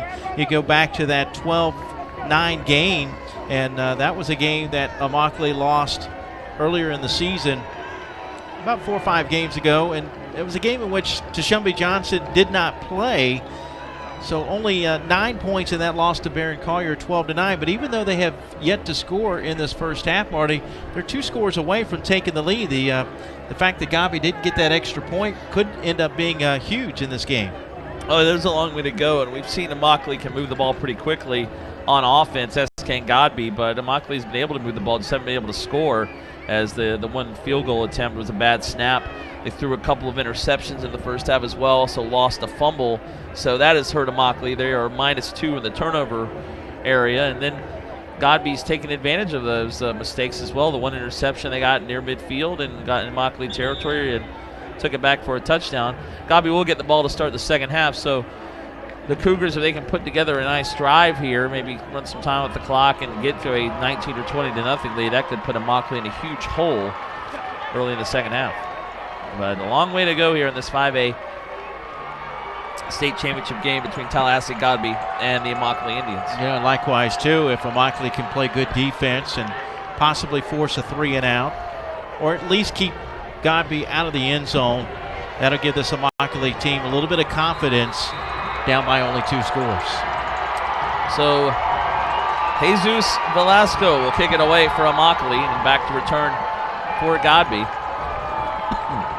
Javon O'Neal. And that is Kenny Young. And Young actually in the end zone will take it up short of the end zone to the 10. Breaks the tackle 15. Look out 20 around the sideline, 25-30. And he stays in bounds, tiptoes the sideline. Finally called out of bounds at the 28-yard line. So Kenny Young with a decent return short of the goal line. And he returns it back to the 28 for Godby to start the second half. Yeah, even though the momentum carried him into the end zone, that ball was caught just outside the end zone. Take a look at the Immokalee dance team. A lot of red and white people wearing red today. Yeah, good crowd on hand from Immokalee. They brought a lot of fans, 6 buses worth of fans here to the Citrus Bowl in Orlando. First down, Bradwell will turn it around and hand it off, and not much room. Maybe a loss back to the 27 that time for number 23, Khalid Thomas. And it'll be second down and 10 or 11 coming up for Godby. Actually, no gain, so second and 10. There's Khalid Thomas, 5'9", 170-pound senior, Kentucky commitment. Will play in the SEC next year. Bradwell again in the shotgun to Thomas, and again, this time he will lose yardage. Immokalee gang tackling that time, led by number 20, Javon Albarique, the junior defensive back. That's going to be a loss back to the 26, loss of 2. Now 3rd and 12, as Godby will have to look to go to the air this time. Yeah, Thomas was held below 25 yards on the ground in the first half. Did have a couple of catches for 11 yards. Big play here, big third down play. 5 wide for Godby, 3 to the right, 2 to the left, no backs on 3rd and 12. Bradwell's pass is caught at the 40, breaking tackles up the middle of the field. That is Tim Longmire to the 45-40, 35 all the way down inside the Immokalee 30 to the 29-yard line. Boy, how big has the senior been today? He's got 1 rushing touchdown. He's got a pass that went for, set up a score. And then right here makes a very athletic play to go up and get this football and then break tackles along the way, picking up additional yards.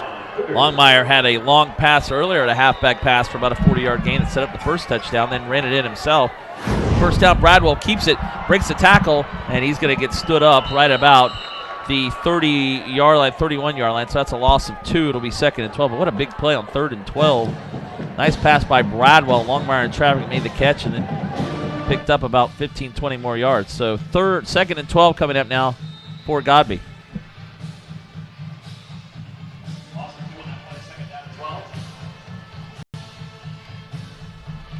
Bradwell in the shotgun rolls to his right.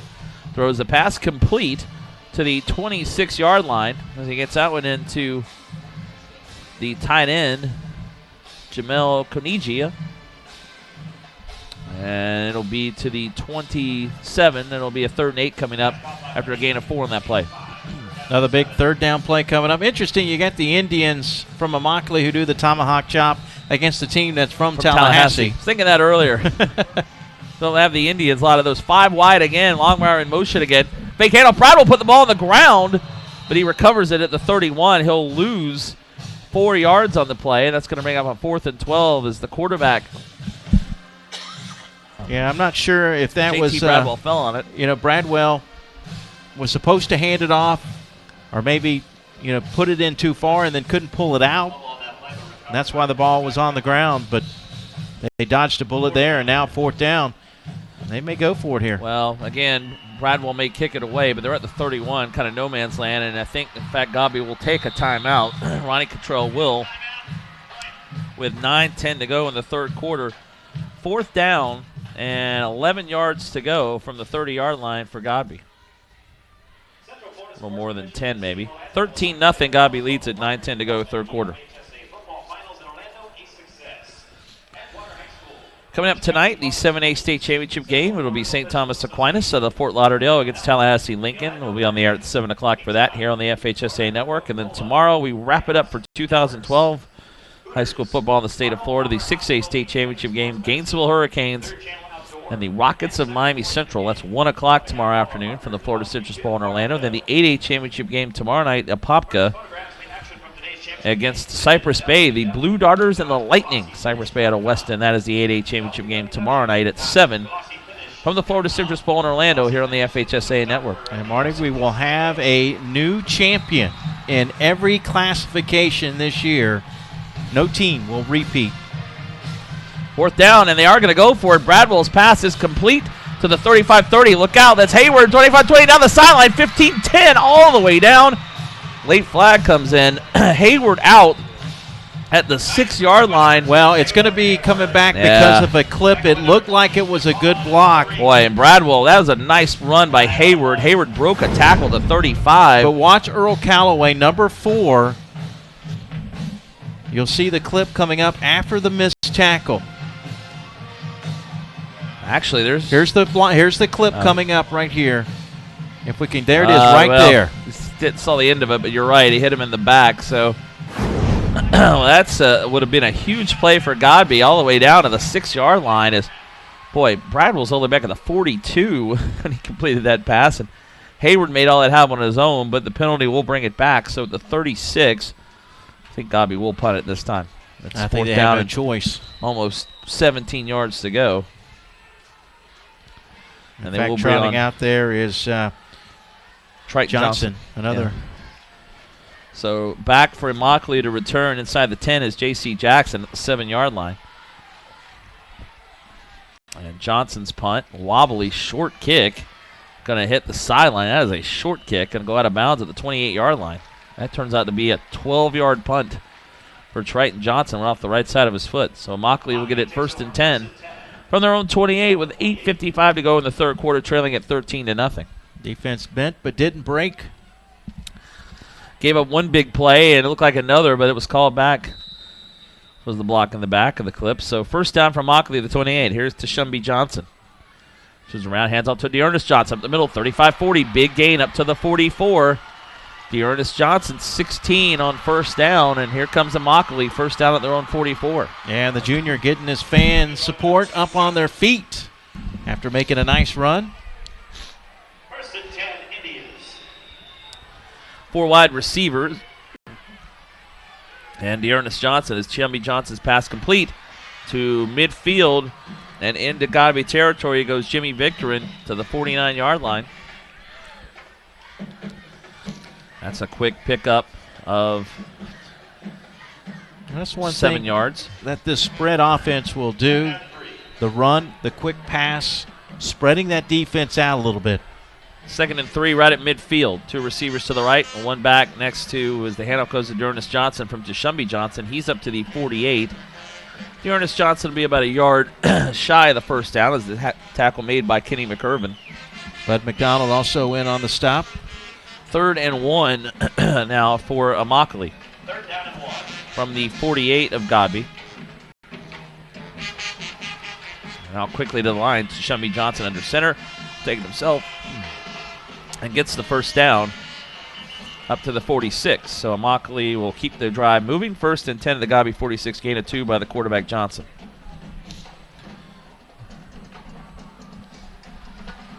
First down.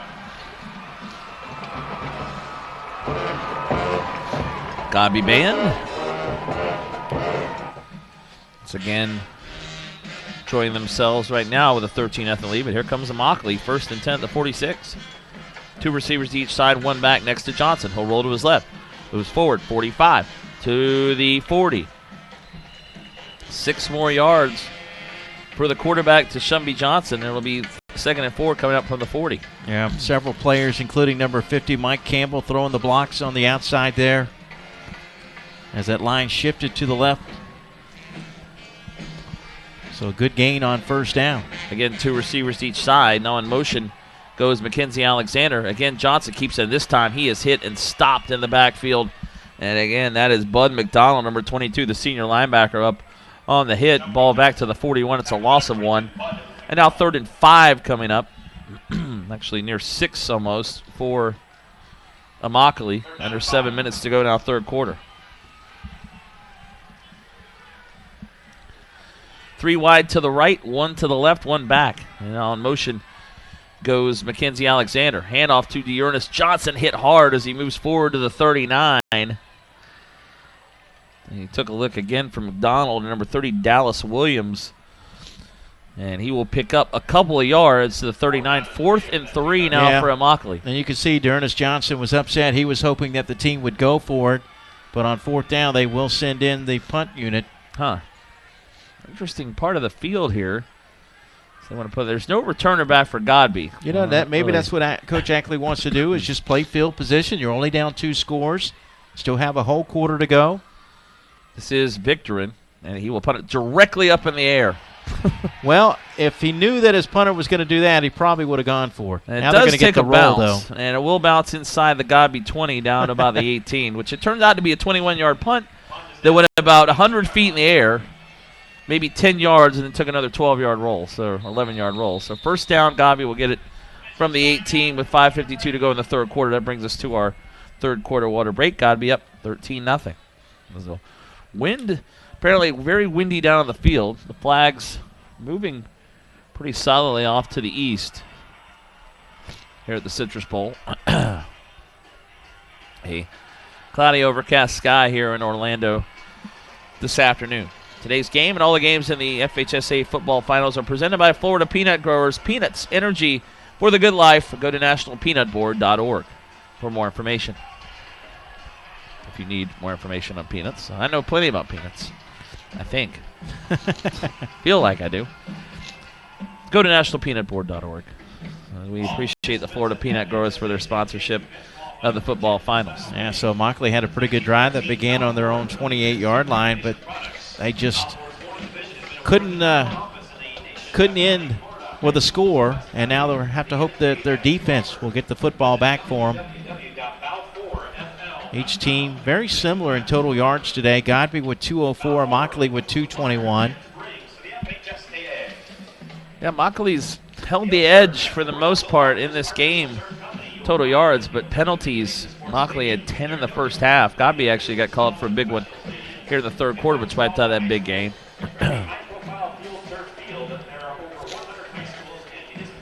But again, the turnovers and the penalties, Immokalee with 3 turnovers and 10 penalties in the first half. That has been the difference in the game so far.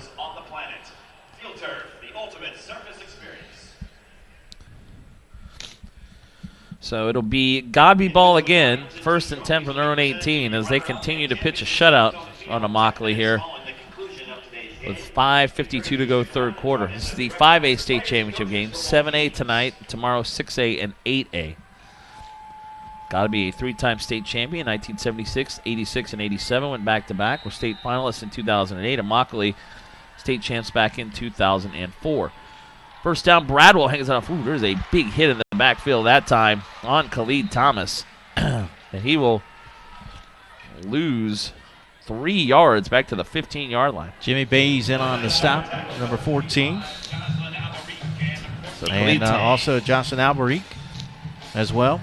2nd and 13 now back at the 15. Quickly back Bradwell to Thomas again, and this time Thomas will go off right tackle and get near the original line of scrimmage. Back to the 18, so 3rd and 10. Godby looks like they're pretty much willing to run the ball, run as much clock as possible. Now they face a 3rd and 10 at the 18. 5 wide receivers, no backs. 2 to the left, 3 to the right. Bradwell on the shotgun. Pass is tipped. Ooh, it should have been intercepted at the 26-yard line. Yeah, right in the hands of Alberique. Just couldn't hold on to it, but if he makes that pick, he may have had a chance to get to the end zone. That's why Godby's been running the ball there, as Bradwell's pass was right in the hands of Jocelyn Alberique. And you're right. He picks that. See on the left side there, I mean, there's a green grass and white stripes in front of him. That intended for Tim Longmire. So 4th down, and already the punter on the field. It's Johnson, so it looks like immokalee will get good field position. Johnson's punt almost blocked by Mackenzie Alexander, but it takes a Godby roll and will advance into immokalee territory and finally be down at the 39-yard line. So not a bad punt by Triton Johnson inside his own 10-yard line. Yeah, good field position again for immokalee, which was able to move the ball with some success on their first offensive possession. So we'll see this spread offense again. First down at the 39. Near the 40. 1 receiver to the right, 2 to the left, 1 back. That is Dearness Johnson. And a flag comes in from across the field. 4:45 to go 3rd quarter. 13-0 Godby leads immokalee. Godby's indicating that it's against immokalee. And it looks like the Indians again will back up. And this will be their 11th penalty of the game, Marty. Encroachment on the offense, so we'll go back to the 34. 11 penalties, 69 yards today for immokalee. 1st and 15 now. You're right, 11 penalties to only 2 for Godby. 4 wide again as Johnson will take it and takes it himself to the 35. It moves forward to the 40 and goes out of bounds, or about the 41. So Tashumbi Johnson gets 6 yards. And it'll bring up a 2nd down and 9 coming up. It's a quarterback keeper that time around right side for Tashumbi Johnson, senior. And as we mentioned, a Cincinnati commit. Here's Johnson again. This time a handoff to Mackenzie Alexander, and he will go out of bounds and be knocked out of bounds after another loss on the play back. They're going to call him at the 37, so that's a loss of almost 4 on the play for Mackenzie Alexander. Was bottled up, went around the short side. It's Luke Helms, his 4th tackle of the game. So now it's going to be 3rd down as you see Alexander trying to find some no room. one there blocking Helms, Marty. He just comes right through to make the tackle. Yeah, Luke Helms with a lot of offers from Division I schools as well, BCS schools. So 3rd down and 13 back near the 37. 5 wide, no backs. On the run, it's Johnson. He will lob one down the sideline. He has his receiver, and it is going to be caught. Wow, what a catch. Inside the 30 is Dearness Johnson to the 27. A long gain and a 1st down for immokalee. Jacob Pugh and also Culver were back there for Godby, but neither player could knock it down. And just a great leaping catch going up in the air. Johnson comes down with it. At the 28, so what a gain. They pick up 35 on the play and a 1st down. Now immokalee in business. Short pass complete to the 20. Breaking tackles inside the 15. Down to the 10 goes Ralph Martinez inside the 15. Obi down at the 14 as another immokalee 1st down. And then in the play before, here's the play before once again. They see 2nd longest pass of the day. And look, he just put it over the defense there. And Johnson made a great play. On the 3rd and 13, they got 35. So now 1st down at the 14. Tashumbi Johnson keeps it. Now in trouble. Now throws it. Oh, he is able to get the pass to Dearness Johnson inside the 10, down to the 9. Nice play by Deshaunby Johnson, as he had Bud McDonald and Terrell Clark right up in his face, but he was able to shovel it off to Dearness Johnson, who picks up about 5 yards. You can just sense momentum now on the side of the team in red and white. Actually, down to the 7. So 2nd and 3. Deshaunby Johnson next to Dearness Johnson. Keeps it. Moves it forward. Has the first down inside the 5, and he goes into the end zone for the touchdown. And just like that, Immokalee is right back in this game. And they get on the board for the first time today with 3:28 to go in the third quarter. Deshaunby Johnson is down in the end zone.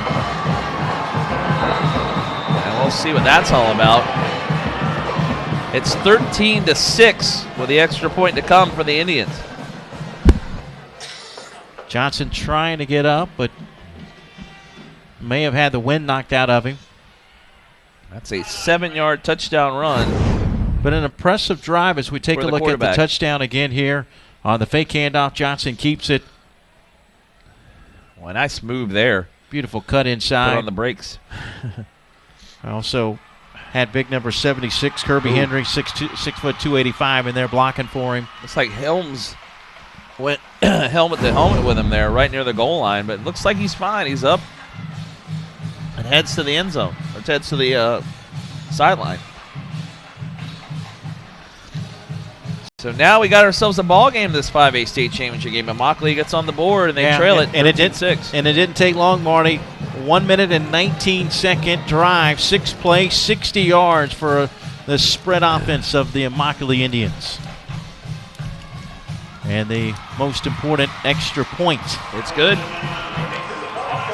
Jesus Velasco able to kick it through. We got ourselves a ball game. 13-7 the score.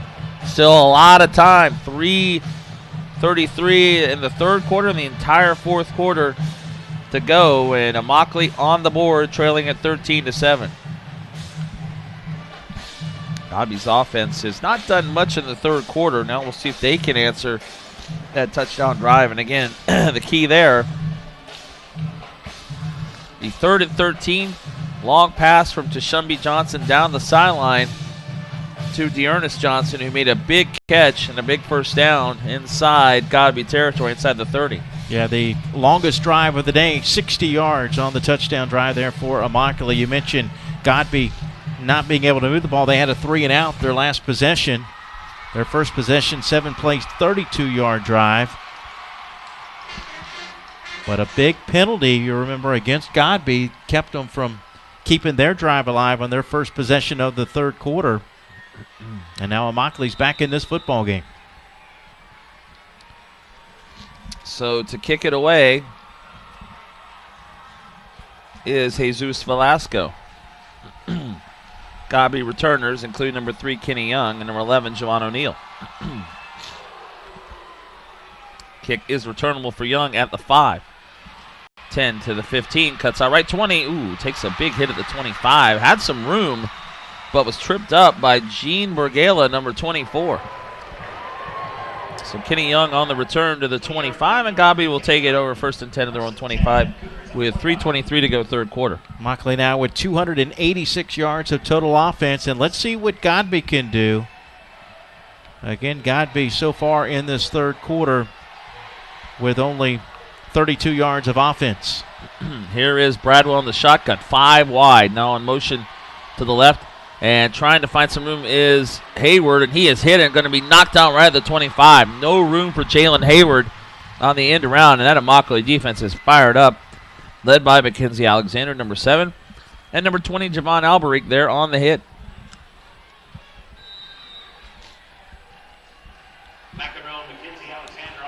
So no gain. It's 2nd and 10 at the 25. Again, Bradwell on the shotgun. We'll hand it up to Cleve Thomas, who slips down at the 26 after about a yard gain. And now it'll be 3rd and 9 again for Godby. I'm surprised we have not seen Bradwell run the ball. We saw him run effectively in the first half. And this is another big play coming up for this Immokalee defense. 3rd down and long for Godby. They'll work with 3 wide to the right. 3rd and 8. 5 wide, 2 to the left, 3 to the right, 1, no backs there. Bradwell's pass over the middle. It's caught at the 45 up to midfield. Huge pass to Jalen Hayward. A gain of 22 And it'll be a first down for Godby right near midfield, and another immokalee player is injured. Hayward third on the team in receptions coming in, and he was wide open on the play as Bradwell had plenty of time and gets it downfield to his junior wide receiver, or his sophomore, excuse me. And I believe the person who made the hit there, Javon Alberique, is the injured player. He is right down there midfield for immokalee, but that is a big gain on a 3rd and 8. Pickup of 23 yards for Godby, and they get a first down at midfield. We've seen that today. Nice zip pass from Bradwell across the middle to Hayward. 13-7, Godby leads it. You mentioned Hayward, 478 yards, receiving 5 touchdowns, is also the 4th leading rusher on this team. They've used him a few times to carry the ball with 3 touchdowns, 432 yards. As Alberique will come off the field under his own power. So first down at midfield for Godby. 2:25 to go third quarter. This 5A state championship game being led by the Godby Cougars 13-7. Bradwell on the shotgun. Rolls, throws pass complete.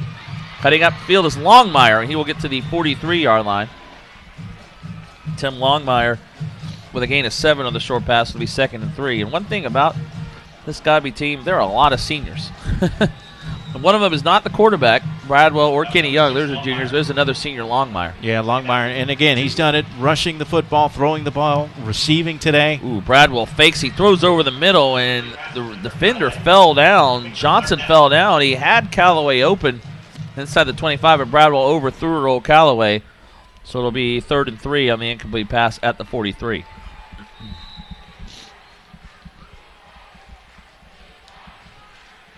Chant of defense from the immokalee fans as Godby faces a 3rd down and short. 3rd down and 3. Under 2 minutes to play in the 3rd quarter.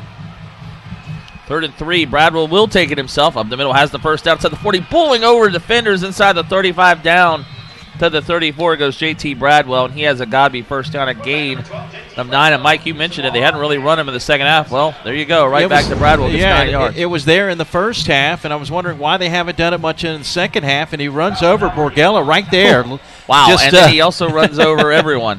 He takes out number 20, Alberique, and it's hard to bring down that guy. 6'2", 200 pounds is Bradwell. And he faked a handout to Khalid Thomas. First down. There's Longmire, looks to throw, he will throw, and his receiver open to the 25, down to the 22 is Hayward. Excuse me, it's another first down. How about Longmire now? 12. Well, what a 2 for 2 through the air today. Boy, that's a bullet pass. He faked, as you see, he takes the handoff from Bradwell, looks back to Bradwell, and then just zings one in. Bobbled, but caught by Hayward. It's a first down to the 22, gain of 12. You know, and I'm wondering the way he looked back, if that thing was supposed to come back the other way. I think it was. Now Bradwell back to throw. That pass complete to Longmire. He's forward to the 18 and a gain of 4. That'll be 2nd and 6. Boy, Godby's got a lot of options on offense. They really do. Yeah. They've got a lot of speed. As this time, Longmire kind of banged up. He'll come out of the game. Maybe just a little bit winded. Probably just needs a breather. As we now approach a minute to go third quarter. 2nd and 6, Godby on the move at the immokalee 18. Nice drive answering that immokalee touchdown so far. Bradwell takes the snap, rolls to his left. Now back to his right. He has blockers at the 30, and he's just going to throw it out of bounds up there to the 13-yard line. And now a flag comes in. Didn't think that was grounding. Looked like a receiver up there near the sideline, and he got it past the line of scrimmage. That's what the Godby coaches were trying to say too, but let's check the penalty. It may not be. Well, the way it came in, it was late. It looked like they were calling grounding, and now the official's going to discuss it. We have 37 seconds to go third quarter. This is a big call because it would lead to a 3rd and long again for Godby. Yeah, pass grounding would be a loss of down. No, they may pick it up. Yeah, I think he's going to wave it off. Yep. They brought it back out. That's a good call. That's not grounding. No. Looked like there was a receiver about 5 yards away near the sideline. So 3rd down and 6 coming up for Godby at the 18. Yeah, and a good decision, too, by Bradwell to live for another down. Just throw it away. You're inside the red zone. You don't want to make any mistakes here. Bradwell again in the shotgun. 2 receivers left, 1 to the right, 1 back. Bradwell runs, rolls to his left, throws the pass. Complete to the 9-yard line. Another first down as Bradwell zips it in to Earl Callaway, the senior receiver. It's 1st and goal, Godby. Callaway did a good job of holding on to it. That's his 2nd catch of the day. As we take a look at it again, Bradwell buying some more time again, rolling out to his left and finding Callaway downfield. As I mentioned, Callaway taking the hit but holding on to the football. 1st and goal. Here's Khalid Thomas. He will go off right tackle up to about the 8, a gain of 1. It'll be 2nd and goal at the 8, and that probably will take us to the end of the 3rd quarter. Unless Godby tries to quickly line up for one play. They may actually are going to do that, of course. So here we go. 1 back on each side of Bradwell, 1 receiver at each side. Bradwell rolling to his right. Looks to throw. Lobs one to the corner of the end zone, and it is knocked down on the side of the end zone as Xavier Richardson had great coverage on Wade Phillip. It's incomplete. And that is 3rd and goal. That will be the final play of the 3rd quarter. So we head to the 4th quarter in this 5A state championship game. Godby leading immokalee 13-7, but the Godby Cougars are threatening inside the 10. You're watching the 2012 FHSA Football Finals Class 5A State Championship game presented by Florida Peanut Growers here on the FHSA Network. Back to Orlando in a moment. Out here away from it all, a guy can get to thinking, what makes peanuts America's most popular nut? Well, for one thing, they've got more antioxidants than broccoli, carrots, or even green tea. Why, they're a bona fide superfood with more than 30 vitamins and nutrients. And the taste? Well, that's pretty hard to beat. Yes, when you really think about it, good things happen for a reason. I'm Nick Marshall, and I'm a Florida peanut farmer. I dig peanuts, so you can dig them too. We can get a player up here. Oh, that's good stuff. All right, perfect. Prepare a Wiley Ballard graphic. Do you want me to start the stream? Start the stream. Camera 3. Beautiful. We're coming in on 1. For more information on how your school can join the Play on School broadcast program, go to playonsports.com/SBP. 1 match away from immortality. This is a total team effort. We're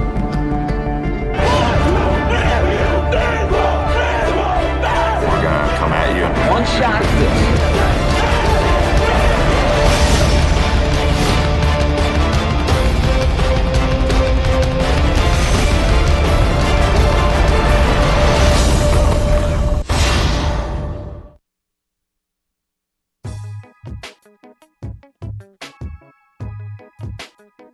Third down and 3 for the Indians. Oh, the ball came loose. Tiger's going to pick it up. Look at that. Took it back and scored. Whoa! That's unbelievable. That is unbelievable.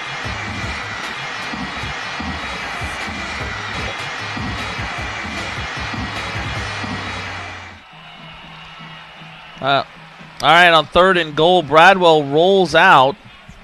He was trying to get it over there to Jacob Pugh, number 16, and the feet were tangled up with the receiver and the cornerback, so it's incomplete. 4th down. It looks like Godby will try to get a field goal and a 9-point lead as we start the 4th quarter. So this will be Triton Johnson for a 25-yard attempt. Johnson 2 for 3 on the year, as long at 35, out of the hold of Wade Phillip, number 10. Good snap, good hold, and Johnson's kick is wide to the left. That never really had a chance. He kicked it directly left. Keeps it at a 1-score game. Wow. And Godby had answered with a nice drive after the immokalee touchdown, but the Indians get a hold on defense, and now they'll start from their own 20, 1st and 10, trailing at 13-7 as we start the 4th quarter. As we look at numbers through the end of 3 now, Godby with 15 first downs, immokalee with 12. Immokalee has been outrushed 109-78, but they have thrown for more yards, 208 to 162. Immokalee with 286 yards of total offense, Godby with 271. So 1st down, 4 receivers, 1 to the left, 3 to the right. Shumby Johnson rolls, pass complete. And moving forward to the 23-yard line again is Mackenzie Alexander. Now he is slow to get up. Immokalee taking some hits out there. And that is a gain of 3. Or 4 yards. It'll be 2nd and 6.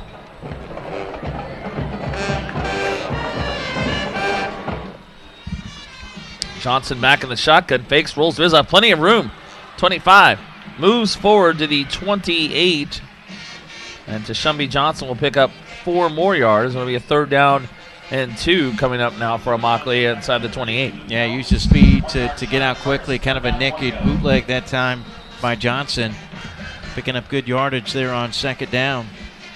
So a big 3rd down and short play coming up. 3rd down and 1 for Immokalee. Immokalee will send 1 receiver to the right and they get close to the line. 2 backs. Johnson is under center. He'll move forward and, he breaks out of the pack and moves forward to the 32. It looked like he was just going to move into the line and get the 1st down. Then he moved out to the right and picked up 2 more yards. Well, he needed it because that 2nd effort is what picked up that 1st down. When he was initially stopped there at the line, he did not have the 1st down.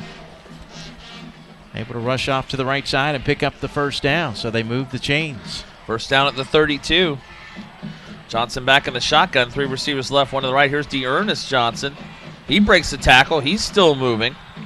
He gets up to about the, they're going to mark him back at the 33, so a short gain. Got to be careful, and there's a penalty flag. Comes a flag. A little bit going on after the play, and this may go against Godby. We'll see what the official call is, but that's what it looked like it was. Godby coming in a little bit late. Yeah, it looked like that 2nd player that pushed. Yep. It will be against Godby. So that will give Immokalee a 1st down.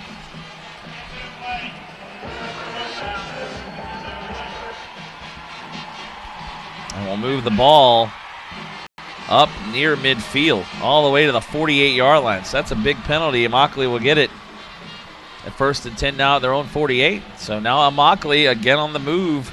Scored on their last drive. 1st touchdown of the game. Got the stop on the missed field goal. Now trying to drive to tie or take the lead. Quick pitch to Ernest Johnson. And Ernest Johnson a yard maybe to the 49 as again to Tashumbi Johnson. That under-end pitch to Ernest Johnson. He'll get a yard. It'll be 2nd and 9 as we now have 10 minutes to go in the 4th quarter. So you see it again. Yeah, Bud McDonald makes the stop, but you're right, just to kind of pitch it out there quickly. There's McDonald right there knocking him down. Quickly back to action. Tashumbi Johnson's going to be sacked back of the 36-yard line. As that time coming in to make the hit was Jacob Pugh, number 16, the linebacker, junior. And Tashumbi Johnson, that's a big loss. They're going to mark him down back of the 37, a loss of 12. And now you're facing a 3rd down and about 20 yards to go. 2nd big play today for Pugh, who also broke up a pass earlier in the 1st half. Quickly back to action. Johnson rolls. Green pass, dangerous play. It's incomplete at the 43-yard line. He was trying to get it to Ernest Johnson, and luckily he didn't get picked off. As here was the sack on the play before that, and you could see nobody blocked Jacob Pugh. He was right in the backfield on Tashumbi Johnson. And now, after it looked like Immokalee's moving near midfield, they're going to have to punt it away on 4th and 20. It'll be Jimmy Victorin back at his 25, and to return for Godby at the 20 is Javon O'Neal. And we have a stoppage as the referees blow their whistle. Actually, that is Lester Thomas back to return the punt, for the Godby Cougars. This will be a penalty on Immokalee. That's their 12th penalty of the game. 12 penalties, 74 yards. Only 3 penalties today for Godby. Not a lot of big yardage penalties, though. That's an average of 6 yards of penalties. That's true. You take a look at Ronnie Cottrell, the Godby head coach. He was an assistant coach at Florida State for Bobby Bowden for many years at Alabama. Now his 3rd year as the head coach at Godby in Tallahassee. So now inside the 18, Victorin to punt it away. That is a line drive kick returnable, though, for Lester Thomas up the middle. 35, cuts up 40, 45, and gets all the way up to the 47-yard line. Nice return there by Lester Thomas, and Godby now gets great field position. 1st and 10 at its own 47 with 9:11 to go in the fourth quarter, leading at 13-7.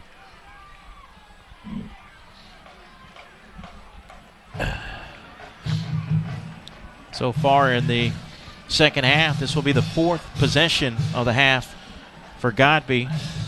2 of their possessions have ended in a punt. They also missed a field goal. Back to action. There's Bradwell. First down. Running back on each side. 2 receivers left, 1 to the right. Bradwell rolling. Throws it down the sideline. Had his receiver. He overthrew him, though, at the 24-yard line, trying to get it again to Earl Calloway. And it'll be second down. Godby comes out throwing on first down. And it's incomplete. 2nd and 10. It's not been a big day for J.T. Bradwell through the air. Only 108 yards passing. Yeah, he's overthrown receivers a few times. But running the ball has been the key for Godby and Bradwell in this game. Yeah, Bradwell, 13 carries, 60 yards, averaging almost 5 yards a carry. Boy, the running back moved Thomas before Bradwell even got the snap, and that is going to be coming back. Actually, that was a direct snap to Hayward. Yeah, it was Hayward. So the running back, Thomas, moved. Clete Thomas moved too quickly. I believe that'll be a penalty on Godby, and it'll back him up. So that'll be the 4th penalty of the game on the Cougars. False start on Godby, so now a 2nd and 15 back to the 43-yard line.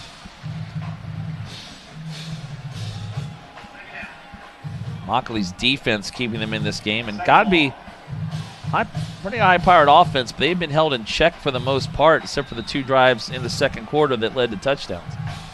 3 receivers now in motion goes Kenny Young, and he is going to be brought down and knocked down at the 40-yard line. Trying to go end around, and Jocelyn Alberic on the hit that time. How about 11 tackles today for Alberic? He's been all over Godby ball carriers today and just really did a good job in the open field.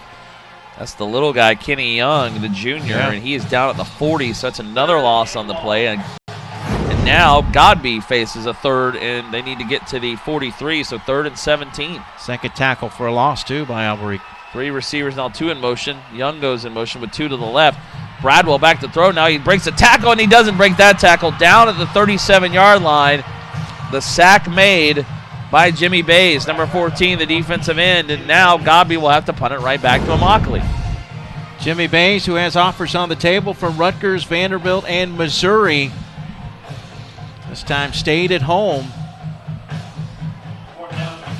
as they forced him up into the pocket. And there you see Bays able to trip him up. So another loss. It's 4th and long. And back on the field is Triton Johnson to punt it away from the 24-yard line. And to return to the 32 is J.C. Jackson. A short kick.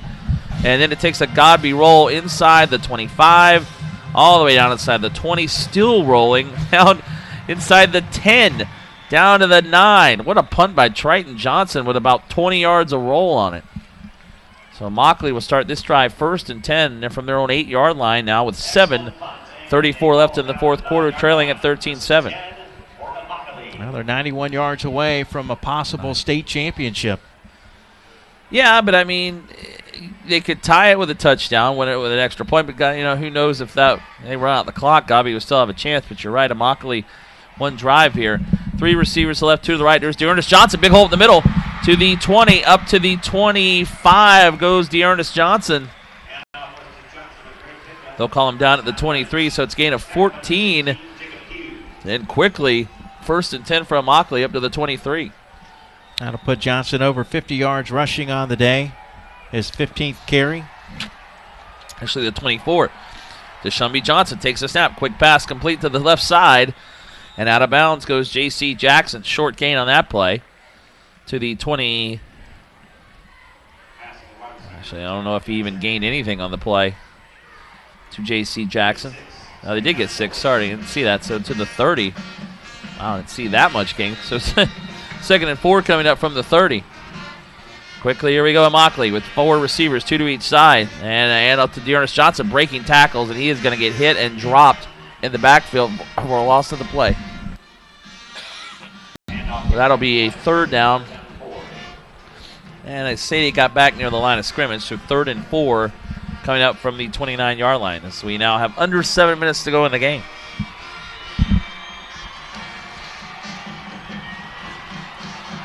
Immokalee a little bit slower to the line this time. 2 receivers to each side. Again, 1 back. Immokalee heading right to left here at the Citrus Bowl. Deshaunby Johnson takes the snap, and we have a stoppage. So the referees will step in. Godby indicating a penalty against Immokalee. That would be another killer.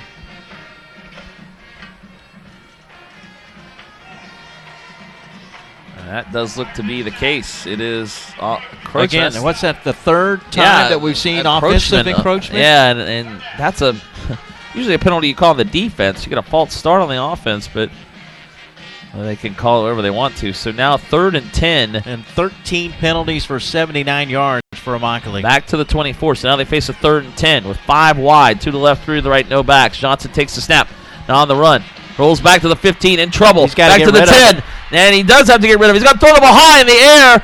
Then it's going to be picked off by Godby at the 30-yard line. Now he's driven backwards. That's not how you get rid of it.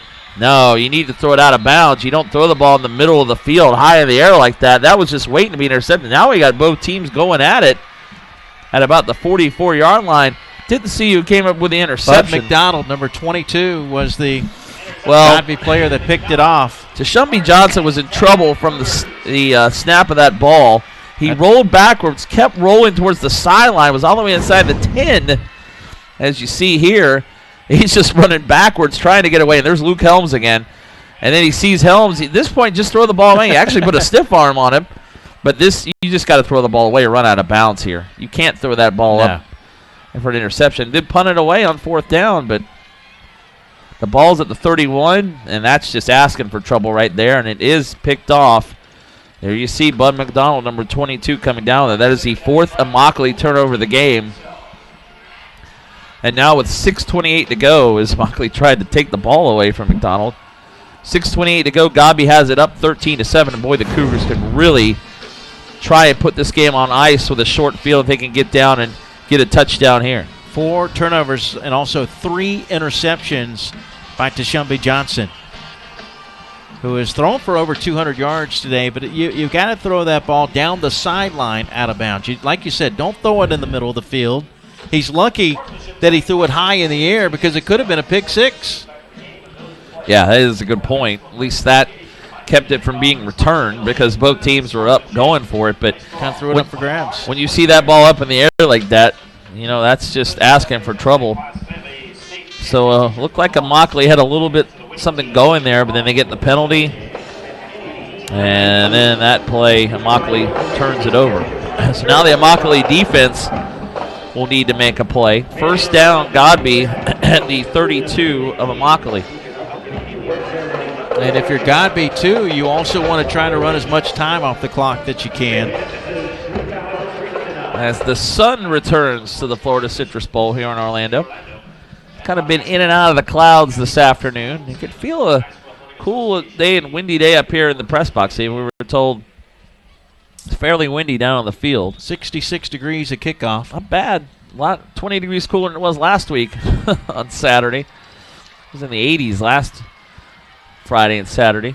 It's supposed to warm up tomorrow, mid-70s. Yeah, supposed to have nice weather after a couple of days of overcast and really cool temperatures. So here we go. Bradwell on 1st down. You see the state flag of Florida there flying in the wind. 2 receivers to the right side, 1 to the left, 1 back is Khalid Thomas. And JT Bradwell, the quarterback, fakes, takes up the middle inside the 30, breaking tackles, still moving forward to the 27 goes JT Bradwell. He will pick up 5. It'll be 2nd and 5. Now we'll see if Godby has a steady dose of Bradwell going at that Immokalee defense. You want to run clock, but you also want to come away with at least 3 points they missed here. a field goal earlier in the quarter. 2nd and 6 from the 28. Bradwell fakes now, handoff up the middle. There goes Thomas. Inside the 20, 15, head to the end zone, 10, 5, touchdown Godby. And that's one thing that Godby can do there. You worry about Bradwell. And there's Khalid Thomas, who hasn't had a great game running the ball. Immokalee's held him in check, but up the middle that time gets a huge touchdown from 28 yards, and Godby takes a 19-7 lead. Yeah, by far the longest run for the University of Kentucky commit. Thomas with over 1,400 yards rushing, and that may Although we still have just under 6 minutes to play. A lot of time left. That could be the difference in the game right there as we take a look at it again. And really it was all Thomas. Yeah, he right got in the into middle. the secondary, quickly made that one cut, and then broke a tackle and headed to the end zone for 6. Godby will go for 2 now with it being 19-7. So 2 receivers to each side. And then the late Thomas is coming in late, and Godby going to have to use a timeout as Bradwell was in the shotgun. And we still have 5:54 to go here in the game. Immokalee does still have all 3 of its timeouts. So the game not over yet, but that was a huge play. A 2-play drive after the interception by Bud Williams. 2 plays and 32 yards and a 28-yard run up the middle by Khalid Thomas. That gives him 12 carries, 51 yards on the day, and the touch, averaging 4.2 yards per carry. Before that, he's only averaging 2 yards a carry, then 11 for 23. So Mocklee's done a good job of bottling him up, but it's been J.T. Bradwell, the story of this game on the ground for the Godby Cougars. Godby with 297 yards of total offense, so Mocklee still with 309. It's been the turnovers, as you see the replay. Bradwell fakes the handoff to Longmire around in and does give it to Thomas, and everything's pulling towards Longmire. That's a nice play call by Ronnie Cottrell and his staff, and then the rest is Thomas. Breaks in the middle of the field, breaks a couple tackles, and almost brought down right there by Choloni Dudani, but then he's able to get in the end zone, just getting past the tackle try of Xavier Richardson. So now Godby with 1 timeout remaining. Back to the 2-point conversion play. 5 wide receivers, 3 to the left, 2 to the right, no backs. Godby heading left to right here. Bradwell in the shotgun takes the snap, looks to his right, throws the pass. It's complete to Wade Phillip. The 2-point conversion is good. And now Godby does have a 14-point lead at 21-7. As that time J.T. Bradwell zipped one in to Wade Phillip for the 2-point conversion. And he had good protection. Look at the protection on this play. Plenty of time until his receiver could get open. Yep, and nice throw into Phillip, who was right in front of J.C. Jackson on the coverage. So it didn't take long, Marty. 34 seconds, nope. A 2-play, 31-yard drive. After the turnover. So, again, a Immokalee turnover leads to a Godby touchdown. That's 13 points off turnovers, and we have a 14-point lead. So there you go. It's 21-7. But Immokalee has plenty of time, and we've seen they have the ability to move the ball down the field pretty quickly. As Tshumbi Johnson has thrown for over 200 yards, but he's also thrown 3 interceptions. Yeah, you got to say that the penalties were big, 13 for 79 for Immokalee today. But those 4 turnovers, the difference, because as you mentioned, 2 turnovers leading to 14 Godby points, and they also had an interception in the end zone when they botched the field goal attempt as well.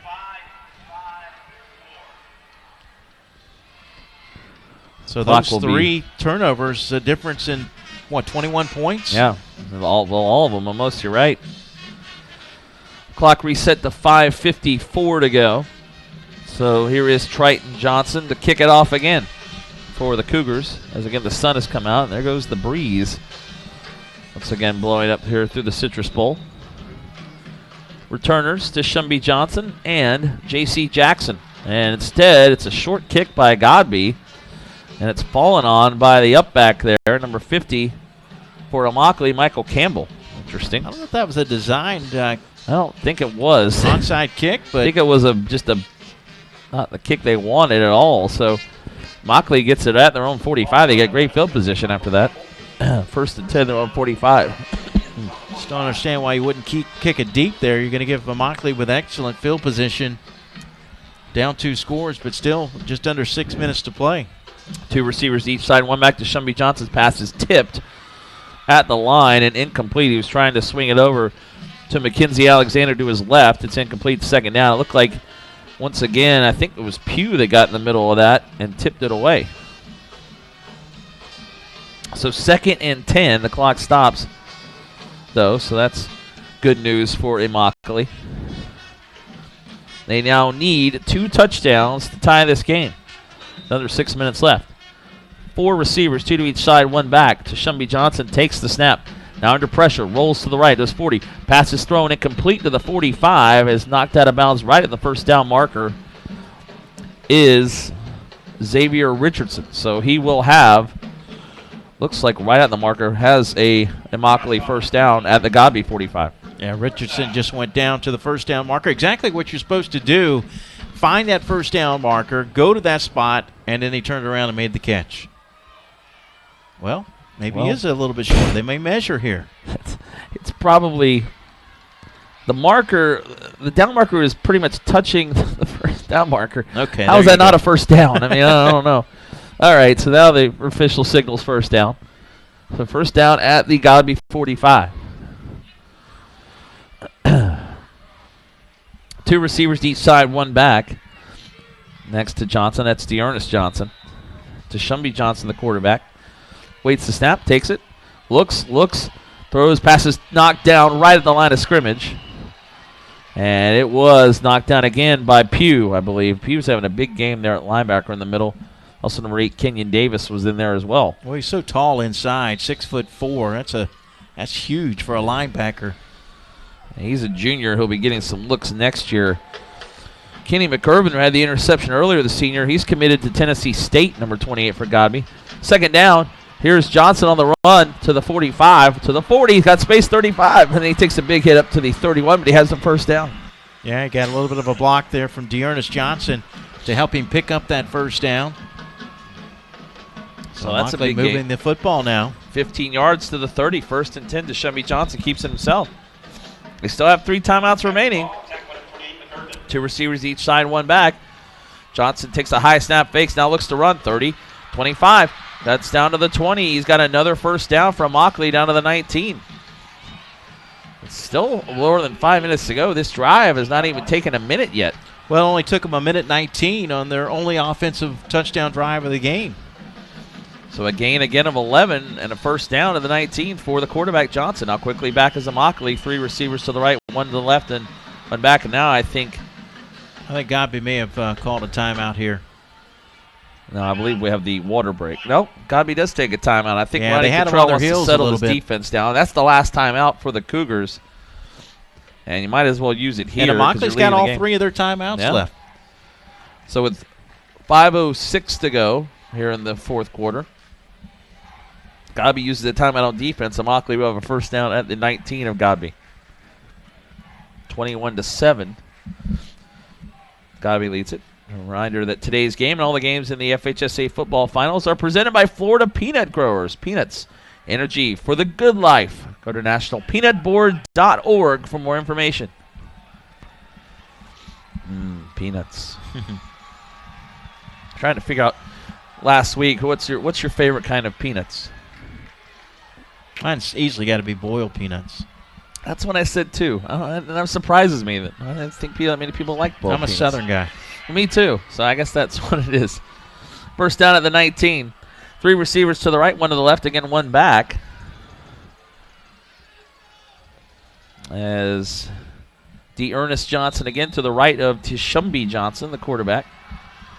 And you hand out to Dearness Johnson up the middle inside the 15, down to the 14.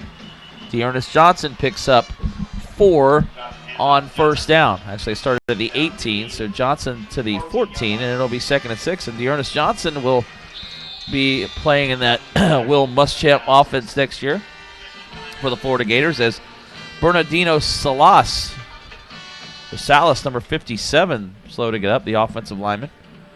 Tackle, 6'2", 250-pound junior. So the clock will stop with 4:58 to go with the injured player. Least amount of points for Immokalee today since a 19-0 win against Dunbar in the regular season finale. You know, they played 6 games this year without starting quarterback Shumby Johnson, who was also hurt and did not play in their last loss, that 12-9 loss to Barron Collier, a game in which Immokalee points to as the turning point of their season. Well, they lost the 2nd game of the season to their rival Naples, who's a 6A state semifinalist, 55-29. They lost the 4th game of the season to Lake Wales, 19-14, is another big school. So they were 2-2 at one point, and since then have ripped off 9 of their last 10. Where you mentioned they only lost being to Barron Collier, so they did win some games without Shumby Johnson, but it's pretty obvious he makes this offense go. in the playoffs. Their closest game was 29-21 at Miami-Jackson last week in the state semifinal round. Like Salas being helped off the field. Actually, he's okay. He'll come up under his own power. And we'll get back to action. It'll be second down and about 6 yards coming up, for immokalee from the 14. 3 receivers to the right, 1 to the left, 1 back. Johnson takes the snap. Where's the pass in the middle? He's got a receiver, and he is into the end zone, is he? I thought he was. They're going to mark him down at the 1. Xavier Richardson makes the catch. Well, I'd like to take a look at that one again because he looked like Immokalee fans. You hear the boos from the Immokalee fans. They thought he was in the end zone too. Let's take a look at it again and see. Johnson fires it in there. And Richardson. Ooh. He is in the end zone. I think he's in there. Yeah, that ball's across that white stripe. Here we are inside the 1, and Immokalee will try to run it in. Johnson will go under center, maybe from the half-yard line. Did he get in that time? I believe he did. He did. Touchdown, Immokalee. What? Yeah, okay. I was going to say, but finally they do give him the score. No, that only took about a minute and a half. We got 4:36 to go, and pending the extra point, Immokalee will trail it 21-14. And they still have 3 timeouts to go. That was a quick drive. Then Immokalee gets back on the board. That's the thing that gives the Indians a chance. Both their drives have been quick drives. As we take a look at it again, and that's second effort gets the quarterback in on a 1-yard run. So it's 21-13 with the extra point to come with 4:36 to go. And again, the kicker, personal foul called on Godby after the touchdown. And it'll be enforced on the kickoff. So that'll play a part in the field position as Jesus Velasco on for the extra point for the Immokalee Indians. The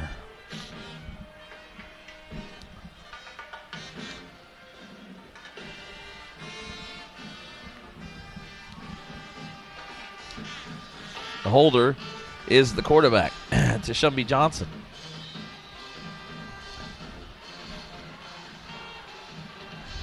Good snap, good hold. The kick is straight through. So it's a 21-14 lead for Godby as Immokalee comes right back and answers that last Godby touchdown. Yeah, and despite 4 turnovers, here they are, Marty, 1 score away from tying this thing up. And there's the reason why right there. Their quarterback, Shumby Johnson. He's 2 touchdowns rushing today, and he's thrown the ball for, I believe, over 250 yards passing in this game. Well, 239 yards through the air for Johnson. He does have the 3 picks, but he's also carried it 17 times for 52 yards, and he has 2 touchdowns on the ground. The Indian fans on their feet. So now after that penalty, Immokalee will get to kick off up at the 45-yard line. Was it the 40? I really felt like coming into this weekend that all 4 championship games, I really believe that we're going to have some close finals this year after a bunch of blowouts last year. Actually, they will kick off from Godby territory at the 45-yard line. Yeah, it's funny you mentioned that. You're right, because last year, 31-20, 40-0, 40-31, Armwood and Central, 38-0, 33-25, the Bulls Washington game, 30-3, 69-0, and 47-13. Yeah, we had a lot of blowouts last year. And last week we had a pretty close game between University School and Madison County, 24-17. The other 3 schools the 3 games were double digits. So, yeah, you're right. I think this weekend should be a pretty competitive weekend as Velasco is going to kick that one, line drive into the end zone. But a flag's down, and Immokalee may have moved too quickly on the kickoff. Which is not necessarily a bad thing. That gives them a little bit more room to kick it if they're going to kick it short.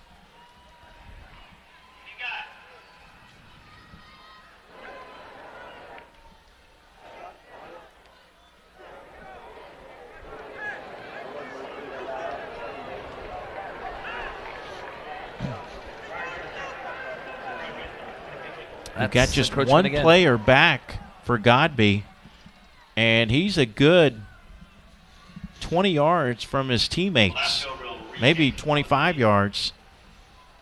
The only player back there for Godby is Kenny Young. So kickoff now from midfield after the 5-yard encroachment penalty. I'd just kick this thing where nobody's at. He tried to kick that one on a line. It almost went out of bounds, but it bounced into the end zone. So let's see what Velasco tries here. It is a short kick, and it's going to be returnable for Young at the 5. Up the middle, 10. Cuts to the right, 15. Looks for some space. Tries to get to the 20, and he'll get out of bounds right there. So you're right. They decided to kick it to Young, and he returns it to the 20-yard line. And in the end, yeah, you still have a lot of time. 4.5 minutes. Really, if you're an Immokalee fan, is an eternity the way Immokalee has been able to score on their 2 scoring drives. Oh, Young actually was called out of the 18, so you're right. Godby will start 1st and 10 from their own 18-yard line. A 7-point lead with 4:27 to go. No timeouts left for Godby. They don't really want him, though. They want to run the clock. Immokalee still has 3 timeouts. 2 receivers each side, 1 back. Bradwell keeps it himself, breaks the tackle, and then he doesn't break that tackle as he gets to the 19. A gain of 2 for J.T. Bradwell. The hit made there by Charleston Alberique, and it'll be 2nd and 8. Alberique continues to have a big game today, leading the team in tackles. That's 13 on the day. 2nd and 8 at the 19. 1 receiver to left, 2 to the right, 1 back. It's a handoff, and up the middle goes Khalid Thomas. Actually, that was Young. Short gain. This time to the 21, a gain of 2. Now it's a 3rd and 6. Big play for the Godby offense as the clock runs now. 3:45 and counting to go, 4th quarter. Only 142 yards of total offense for Godby in the second half. But they got about half of that when they drove down and missed the field goal. And then that last drive, they scored the touchdown. 3rd and 6. 3 receivers to the left, 1 to the right, 1 back. Bradwell waits. Looks to the sideline, and now a flag comes in, and I think they got delay of game. Yeah, they did. The play clock ran out. Bradwell all of a sudden looked to the sideline, didn't see anything, and Godby doesn't have a timeout to use. So they're going to get a delay of game call as the clock stops at 3:24 to go. You mentioned that last drive they scored a touchdown. They only had to go 31 yards after getting the interception. That's right. So back to the 16. And it's going to be 3rd and 11.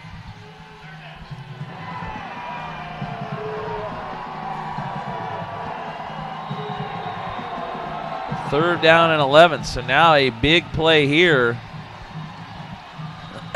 for the Godby offense. They really going to have to throw it anyway. Now the officials will stop play. They're trying to see if the play clock was needed to be reset. That's in fact what looks like it's going to happen there.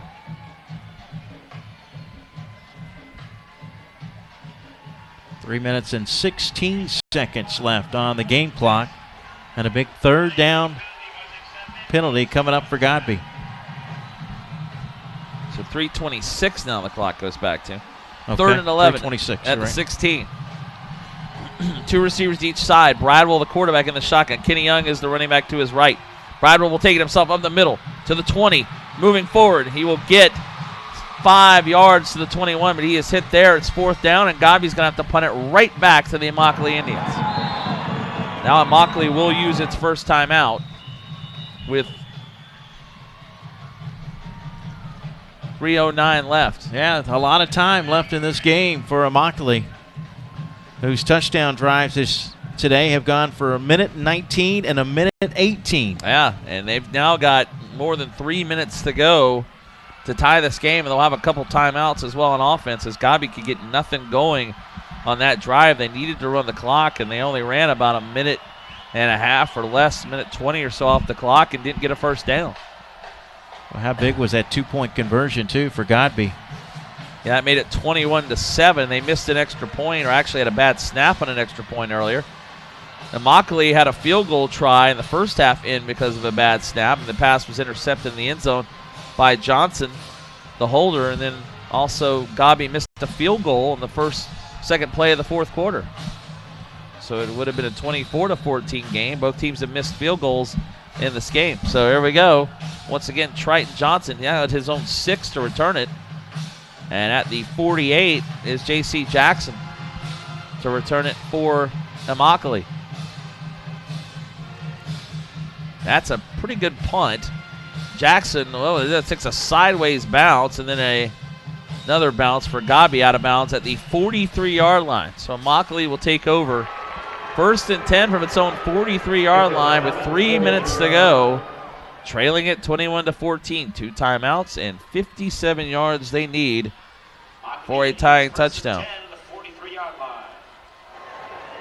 So not only do they have a lot of time to work with, but they don't have that far to drive. 57 yards away. And this is Tashumbi Johnson. He takes a big hit at the 45 as he runs into Marquise McQueen, number 20. So it's a gain of 2. It's 2nd and 8. Also, Ladarius Moore was in on the stop. Moore, number 57. Back to action. 6 2nd tackles for Moore. Johnson's pass is high, and it's caught. Almost. Jackson probably didn't even want to catch that ball. That's no gain at the 45, so it's 3rd and 8. He did go out of bounds, though, so the clock stops 2:39 to go, but already it's 3rd and 8. And you got to think 4-down territory. Oh, definitely, as you do have 2 timeouts, but actually outside the 45, so 3rd down and a little more than 8. 3 receivers to the left, 1 to the right, 1 back. Tashumbi Johnson in the shotgun. High snap here comes again. Pressure. And here they come. Johnson going to roll to the 40. He's got room to the 45, and then he throws it at the last minute. He was out of bounds. He stepped out of bounds. He actually stepped out of bounds. You've got to know where your feet are in that situation. Well, he did actually, and he went out at the 44. So that's going to be 4th and about 9 now. Yeah, that's an interesting play. Johnson earlier made an interception. Should have run out of bounds or thrown it away. This time, you're right, he goes out right there at the 44, and then he tried to throw the pass. So it's 4th down and 9 at the 44. They need to get inside the Godby 47. 2 receivers each side, no backs. 3 receivers, pardon me, the right. Johnson rolling to his left in trouble. Throws a pass. It is knocked down at the 48-yard line. And that is Marquise McQueen, number 25, coming over. And he knocks that pass away from the intended receiver. Yeah, if McQueen doesn't knock it down, the pass is caught. And they pick up the 1st down. As we take a look at it again, Johnson getting away from the rush. Yep, rolling to his left. And then you'll see McQueen just kind of come out of nowhere to and knock it down. That was Mackenzie Alexander. You're right. He would have had the 1st down at the 47. But McQueen came over to knock it away. And again, Godby with good pressures. They've had a lot of this game. Now, immokalee does have 2 timeouts. But they do. A 1st down for Godby will give them the victory here in this Class 5A state championship game.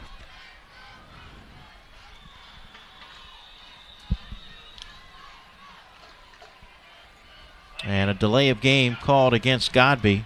Okay. So the ball will be at the 49. Godby, the immokalee 49. So 1st and 15. 2:26 left.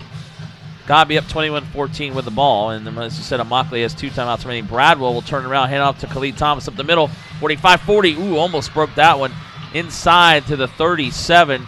Khalid Thomas on that play gets 12 yards himself, and now it's 2nd and 3. Thomas has broken a couple here in the 4th quarter after a quiet first 3 quarters. And look who he had blocking in the backfield, leading the way. Luke Helms. Yeah. A game he's had as well. Nice gain of 12 yards, and now immokalee will use one of its 2 remaining timeouts. Yeah, that's their only hope is to stop them here, but after that last gain, they're going to be hard-pressed to do so. So 2:19 to go. The clock stops. Only 1 timeout remaining for the immokalee Indians. It'll be a 2nd and 3 near the 37-yard line. We return to action. So Godby is now 2:19 away from the 4th state title in school history. They won in 1976.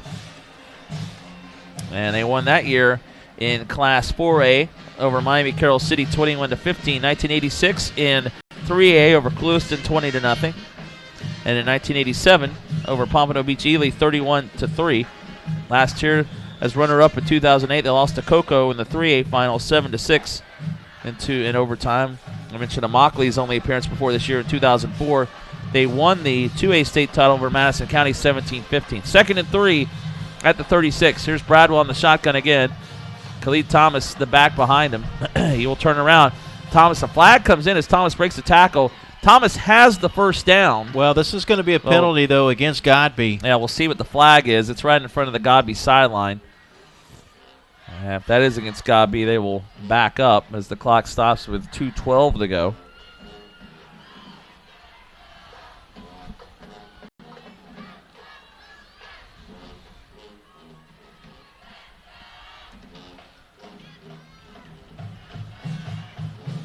Well, still waiting to see what this is. Not a lot of penalties against Godby tonight, but you're right. This is going to back up the Cougars to the 41-yard line. An illegal shift called against the offense. So 2nd and 8. They would have had the first down. Watch on the left side. You see the little movement right there? Yeah, that is nice. Nice job there, guys, in the truck there. To pick up the penalty. That was McQueen, I believe, number 25. So 2nd and 8, back at the 41. Bradwell fakes, takes it himself, tries to cut up inside the 40, breaks tackles down to the 37-yard line, goes JT Bradwell. He'll pick up 4. It'll be 3rd down and close to 4. And now Immokalee will use its final timeout with 1:56 left. I think a good idea. You've got, again, Luke Helms in there blocking for you. Yeah, Luke Helms is a linebacker. Watch 32 on the right-hand side. Along with McQueen. You had 25 and 32. Boy, nice. Boy, that's a good block there for 25. And then 32 leads them the rest of the way here, helping him get additional yardage. McQueen takes out Alberique, and there's JT Bradwell with another nice run. So 2:01 left. Both McQueen and Helms are linebackers. Yeah, listed at linebacker. Both playing fullback really right now. So 3rd down at 4 is what Godby will have. And now no timeouts remaining for Immokalee. So 1st down here, the game is over. And you can almost run out another minute off this clock easily, even without getting a 1st down. So here we go. Back on each side of Bradwell. One receiver is to the right side, close to the line. Comes Bradwell. He is in the shotgun, though. Longmire and Thomas are the running backs. Bradwell running the play clock down. He'll take the snap, hand it off to Longmire. Longmire up the middle. He is close.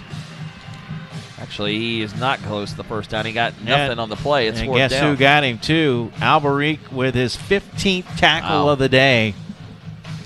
Inside handoff to Tim Longmire. And Alberique, they're talking about the day Jocelyn Alberique has had. You see there, he didn't let go of him. Nice tackle.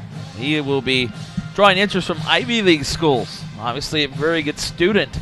What a game he's having. So 4th down, 1:30 and counting. And the punter on the field, Triton Johnson. And nobody back. Well, now they do send someone. And they're going to send J.C. Jackson back there at the 15. Now moving back towards the 10. And what do we have here? I think we've got another delay of game. Yeah, and I think Godby maybe wanted to move back a little bit there and get some more room for the punter, so they get a delay of game with no timeouts. Minute 14 left. 1:14. So back to the 42 we go. Godby's own 42. That's where they will snap it. So Johnson is at his 42 to punt it away. And again, J.C. Jackson from Immokalee now back inside the 15.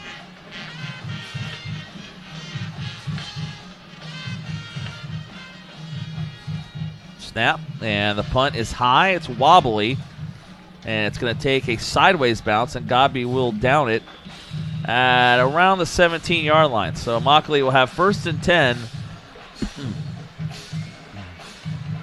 from its own 17. 1:08 to go. No timeouts remaining, and Immokalee trailing it by a touchdown, 21-14. So despite 14 penalties and 4 turnovers today, Immokalee still has a chance with 68 seconds to play. Kind of shows you how their defense has really played pretty well for the most part. So first down, here's Shumby Johnson with 2 receivers to left, 2 to the right, 1 back. Johnson in trouble. He is going to be sacked back at the 12-yard line. And that, again, and what a game Jacob Pugh has had, number 16.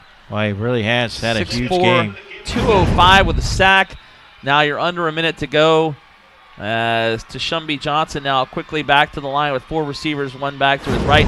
Johnson in trouble, rolling again, breaks 1 tackle, has his receiver open to the 30, up to the 35. It's complete to Dearness Johnson, a first down and a gain of 23. Yeah, we'll stop the clock as they move the chains, so still 41 seconds to work with. Yep, up to the 35. Immokalee its own 35, 1st and 10 with 40 seconds left. 2 receivers to each side again. Immokalee hitting right to left. Dearness Johnson in the backfield, and now another stoppage. Man, this is almost a 3-hour game, by the way. 21-14 game with penalties. I feel like the officials have stopped the game about 10 times. 40 seconds to go. Well, the teams have combined for 23 penalties today. That hasn't helped. All right, so 2 receivers to each side. Again, 1 back. Shumby Johnson from the 35, 1st and 10. High snap again. Johnson rolls to his left. Rolls, looks for someone. 30, 35, 40 up the sideline. He'll go out of. Ooh, that is going to be a late hit on Godby. Bud McDonald couldn't stop, and he hit Johnson out of bounds. You know what? Be a first down and a penalty with 28 seconds to go. And that's a huge run by Johnson because he broke a tackle. If he gets tackled, the clock continues to run. They're likely not to get a chance. Watch Johnson break a tackle here and then pick up the first down after he breaks a tackle, because if he gets tackled right here, let's see who that was in pursuit. That was Moore. And Moore missed the tackle there. And look, you see Johnson get that first down, and then the late hit, which is going to add more yards to the play. Yeah, Bud McDonald not seeing the out of bounds. So now they're up to the 39 at Godby. 28 seconds to go. And not over yet. 2 receivers each side, 1 back. Again, next to Shumby Johnson. Actually, that is not Johnson. That's Lonelson Sellan. Pass over the middle is tipped. Ooh, and almost intercepted, but out of bounds is Lester Thomas. That was Louis Nelson Sellan. And at like a Wildcat as Shumby Johnson will come back on the field. Number 21 came in that time.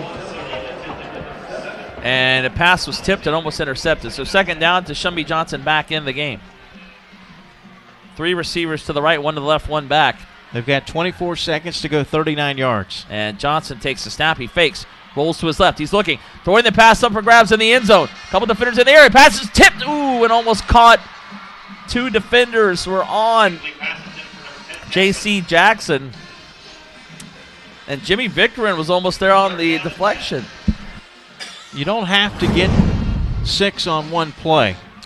They tried. But he throws into double coverage. Yep, and again, there is Jackson. But a nice play coming in. Again, Lester Thomas, and McCurvin was there as well. So third down, 17 seconds to go. Taking the snap is Johnson. Rolls to his right. He's directing. Pass over the middle. Is caught at the 20-yard line. Thomas put a huge hit there on Dearness Johnson, who is down at the 20-21, but it's a first down. The clock will stop with 9 seconds to go. Actually, at the 20, they're going to say. Well, they're going to get a break here. The officials called a timeout momentarily. Well, Johnson was down. He got up pretty quickly, did Dearness Johnson. Made the catch. What do we got here? I think they're going to say that he has to leave the game. They stopped the game because of the injury. Here's the pass before that. You can see double coverage on Jackson. All right, here we go. I think that this will be Johnson will down the ball here, and that's exactly what he will do. And that will stop the clock. Well, it didn't run at all. 9 seconds left. And they've got probably 2 throws to the end zone. Clock didn't run a second at all off the clock time. That's interesting. So 9 seconds, it will be second down. Now the official, I think, is going to come in and maybe make an adjustment to the clock. Man, the officials have been very busy in this game.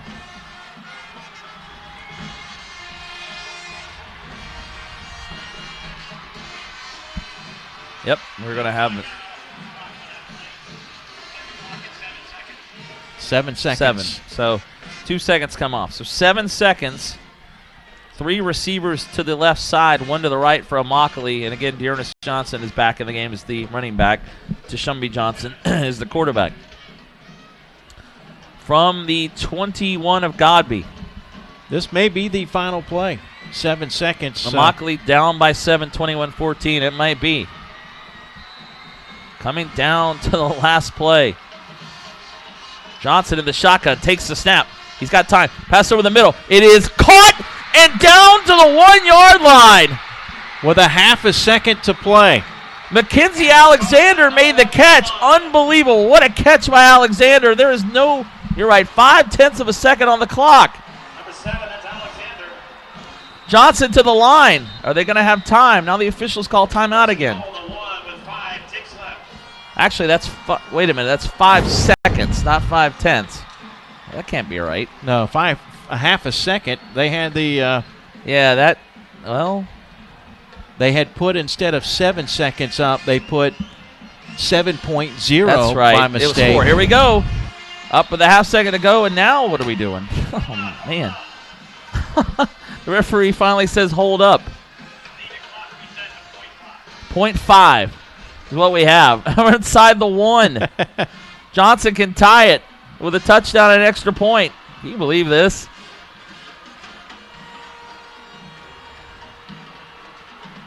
Now.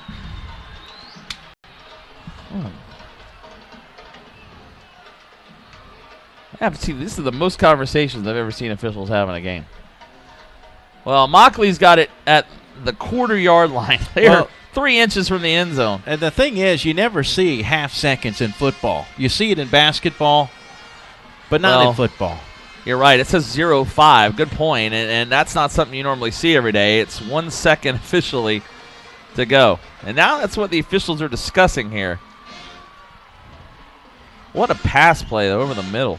That was like Alexander with a catch. Took the hit. Looked like he got into the end zone. It was just short. Godby sideline. You can see Coach Cottrell and his assistants trying to figure out what's going on here. It looked like they had this game won. They punted it away, and immokalee is driven from the 23-yard line all the way down the field. This will be the 9th play of the drive. It's taken them 67 seconds on this drive. Another quick drive. Immokalee's 2 touchdown drives have taken 2.5 minutes. What are we doing here? We're trying to figure out where the ball is now? All it's going to take is a quarterback sneak here to get the touchdown, I'd say, inside the 3-inch line. And they may be discussing that half a second because you don't normally have a half a second in football. That's true. And are they going to say that time ran out, or are they discussing if this is a touchdown? What's going on here? It could be possible. They could be discussing whether it was a touchdown, too. Well, they moved it back a little bit instead, maybe an inch or 2. Mackenzie Alexander was signaling touchdown. You see some of the players on the sideline thinking it might have been a touchdown, but no, it's going to be at the goal line. Well, at some point. Let's see. And they're going to reset the clock to 1 second. So I think that was the discussion, the fact that you can't have a half a second. I'm almost expecting him to say the play is under review. And I wonder review. if they had set it originally to 7 seconds. They did it so quickly. Yeah. And they put 7.0 instead of 0.07. Well, this is about 4 inches from the end zone. Here we go. Johnson will go under center. He didn't get it, did he? Second effort? Wait, now what do we got? Officials, I don't know if he got in. Second effort may have. Godby signals no touchdown. Officials have not made a call, which is not surprising. Well, I think a whistle blew before the snap. Oh.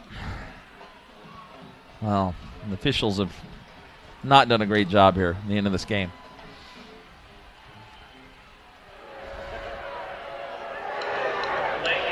Delay of game. Okay. Wow. I thought I heard a whistle.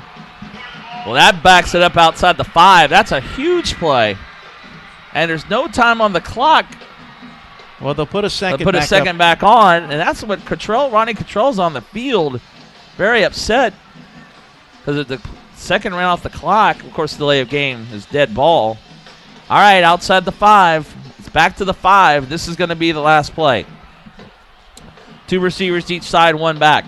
To Shumby Johnson from the 5, 1st and goal, but that doesn't matter. Boy, they finally signaled the play, and Johnson rolls to his right, rolls, throws to the end zone, pass is tipped. Was that caught? Well, we have a flag on the play, though, Marty. Oh, wow, we have a flag in the end zone. This might be pass interference or holding. Godby knocked the pass down. It looked like it was going to get intercepted. Then it looked like it was going to get caught. Deion Singleton, number 14, made the play. All kinds of people are on the field. And there you see down is J.C. Jackson, slow to get up. Well, and it is going to be against Godby. Unbelievable. How many plays can you have in no time on the clock? The game cannot end on a defensive penalty, so Immokalee is going to get another shot at this. This has been a pretty ho-hum game for about 3.5 quarters, but, man, this 4th quarter has been This has wild. been the longest second ever. Look at this. Johnson, good protection. Now he rolls out. Pugh on the run, almost had him. That is the call. The ball now moves to the 3, and we'll have another play. Wow. And, yes, now this game has gone over 3 hours No today. time on the clock, so we will have an untimed down. 1st and goal from the 3 for Immokalee. Well, none of that matters. They got to get 3 yards and a touchdown. We started at 1:07, the kickoff. Let's just go ahead and start the next game. All right, here's just to Shumby Johnson. 3 receivers to the right, 1 to the left, 1 back. Godby may have been offsides. Johnson rolling to his right. He's got some space. Looks to throw. He's got a receiver. Touchdown! Xavier Richardson with the touchdown for Immokalee, and an extra point will tie this game with no time left. Wow is right. Good job by Shumby Johnson, who struggled early in this game with 3 interceptions. He has led this team back. He rolled out, and he found the receiver open. And now, here's the biggest extra point we've seen so far. Jesus Velasco will try and tie this game and send it in at overtime. Godby might be going in overtime again. There you go. Out of the hold of Johnson. Oh, it's a low snap. Johnson's going to get hit, and he's still on the run back at the 20. He's going to throw the ball for grabs. It's going to be intercepted, and Godby's going to win the game anyway. Wow. After all that, what is going on? Point. That's just unbelievable. You know, the extra point seems simple, but it's not. That ball never got to Johnson. The quarterback was the holder. He ran backwards and never had a chance. He threw it up for grabs. I don't know what to say, Mike. What just happened the last second of that game? You know, Immokalee missed an opportunity earlier in the game when they botched a field goal attempt and threw an interception in the end zone. We'll take a look at it again. Johnson, the holder. And the snap, we saw a bad snap on a field goal earlier, which cost Immokalee. And that it was a low snap. He couldn't get it down. I still think you try to bring it down. But I don't think you have time. Once you get, he came up to catch it, and at that point you're done. And Godby, just brings everybody at him. And you're right, though. You probably need to try, but maybe he didn't. And there's one of the Immokalee coaches talking to Shumby Johnson, who has nothing to be ashamed of. No. What a game he had in the 4th quarter. But Godby has won the 5A state title 21-20 as Immokalee misses the extra point at the end. We'll come back and wrap it up from the Citrus Bowl, our final 21-20 this 5A state championship game. Back to the Florida Citrus Bowl in Orlando in just a moment.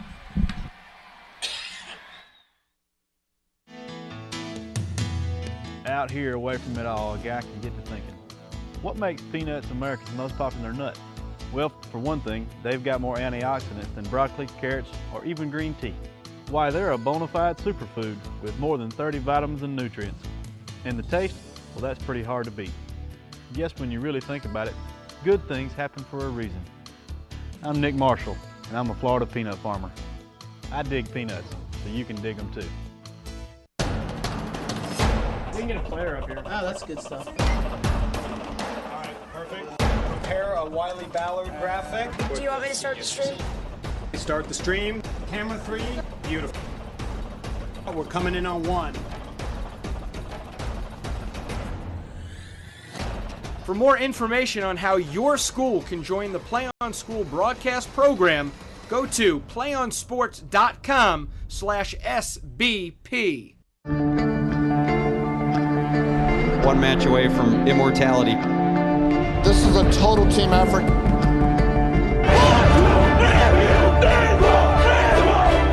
gonna come at you. One shot at this.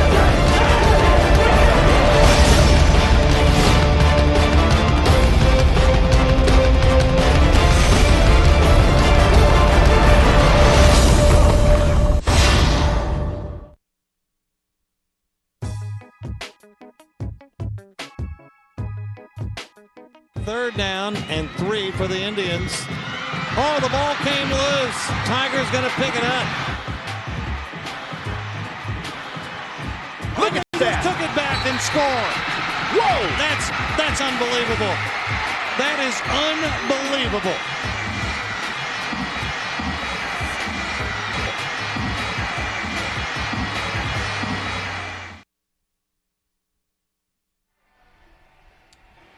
All right, welcome back to the Florida Citrus Bowl. It would take me probably a week to describe what happened at the end of that game, or at least the last 10 seconds or so, but Tallahassee Godby Cougars are the 5A state champions for 2012, fourth state title in school history, but they had to hold off immokalee, who scored with no time remaining in regulation, but on the extra point, the bad snap, the ball was never put down, and that's how Godby wins the state title over immokalee. As they finished 14-1, immokalee season ends at 11-4. They were state champs in 2004. Marty Palmer and Mike Wright out back here at the Florida Citrus Bowl in Orlando to wrap it up. And I don't know, Mike, what can you say about how that ended? That's about as strange an ending as you'll see. Well, and Godby had to go to overtime to win it or lose in 08, 7-6 to Cocoa. And you can see our games coming up tomorrow. We have one game tonight, but tomorrow in 6A, the Gainesville Purple Hurricanes are at 14-0. The Miami Central Rockets at 11-2 in 6A. That will kick off tomorrow at 1 o'clock. And then the 8A championship game tomorrow night here at the Citrus Bowl should be a good one. Big crowds as Apopka takes on Weston Cypress Bay. Both teams 12-2, the Blue Darters and the Lightning. That will be at 7 o'clock tomorrow night. And then tonight in 7A, coming up around 7 o'clock, St. Thomas Aquinas will take on Tallahassee Lincoln. But right now, the Godby Cougars celebrating a state title, the first since 1987 for the school from Tallahassee. Yeah, and despite being outgained 434 to 322, the 4 turnovers today by immokalee were huge. Also, immokalee penalized 15 times for 89 yards. Godby had 11 penalties for 101 yards. Wow, they really almost picked it up there at the end of the penalties. The fourth quarter, it seemed like both teams were getting penalties. But Godby had to really hold on at the end. In the game, they led 21-7 halfway through the fourth quarter.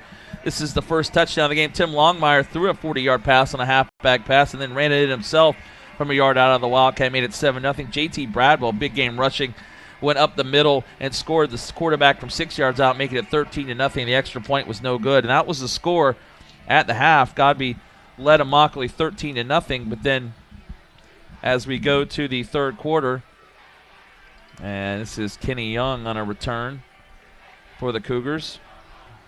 And Godby led at 13-0 half, but immokalee does get on the board in the third quarter. Nice run here by Tashumbi Johnson, who's able to cut up, cut back, and score from 7 yards out to make it 13-7. Godby responded, though, after an interception, a short 31-yard drive. And Khalid Thomas able to break this one off for 28 yards and a score. At that point, it was 21-7, 5:54 left. Looked like Godby was in control, was going to win, but, boy, here's the two-point conversion pass. As difference in the game. Bradwell able to get it in. You're right, to Wade Phillip. Otherwise, immokalee wins by a point or they tie it. But here is Johnson. Tashumbi Johnson comes right back and scores from a yard out. That drive only took a minute 18. It was 21-14 with 4:36 to go. And then with no time left, Johnson rolling out. And actually, this was the interference call as the pass was tipped. It should have been the end of the game as it was knocked away by Deion Singleton. Godby called for pass interference. After the touchdown. Yep. And then Immokalee scored on a pass from Johnson to Xavier Richardson. But here's Shumby Johnson. Bad snap. Could not get the hold down. And then he tried to make a play.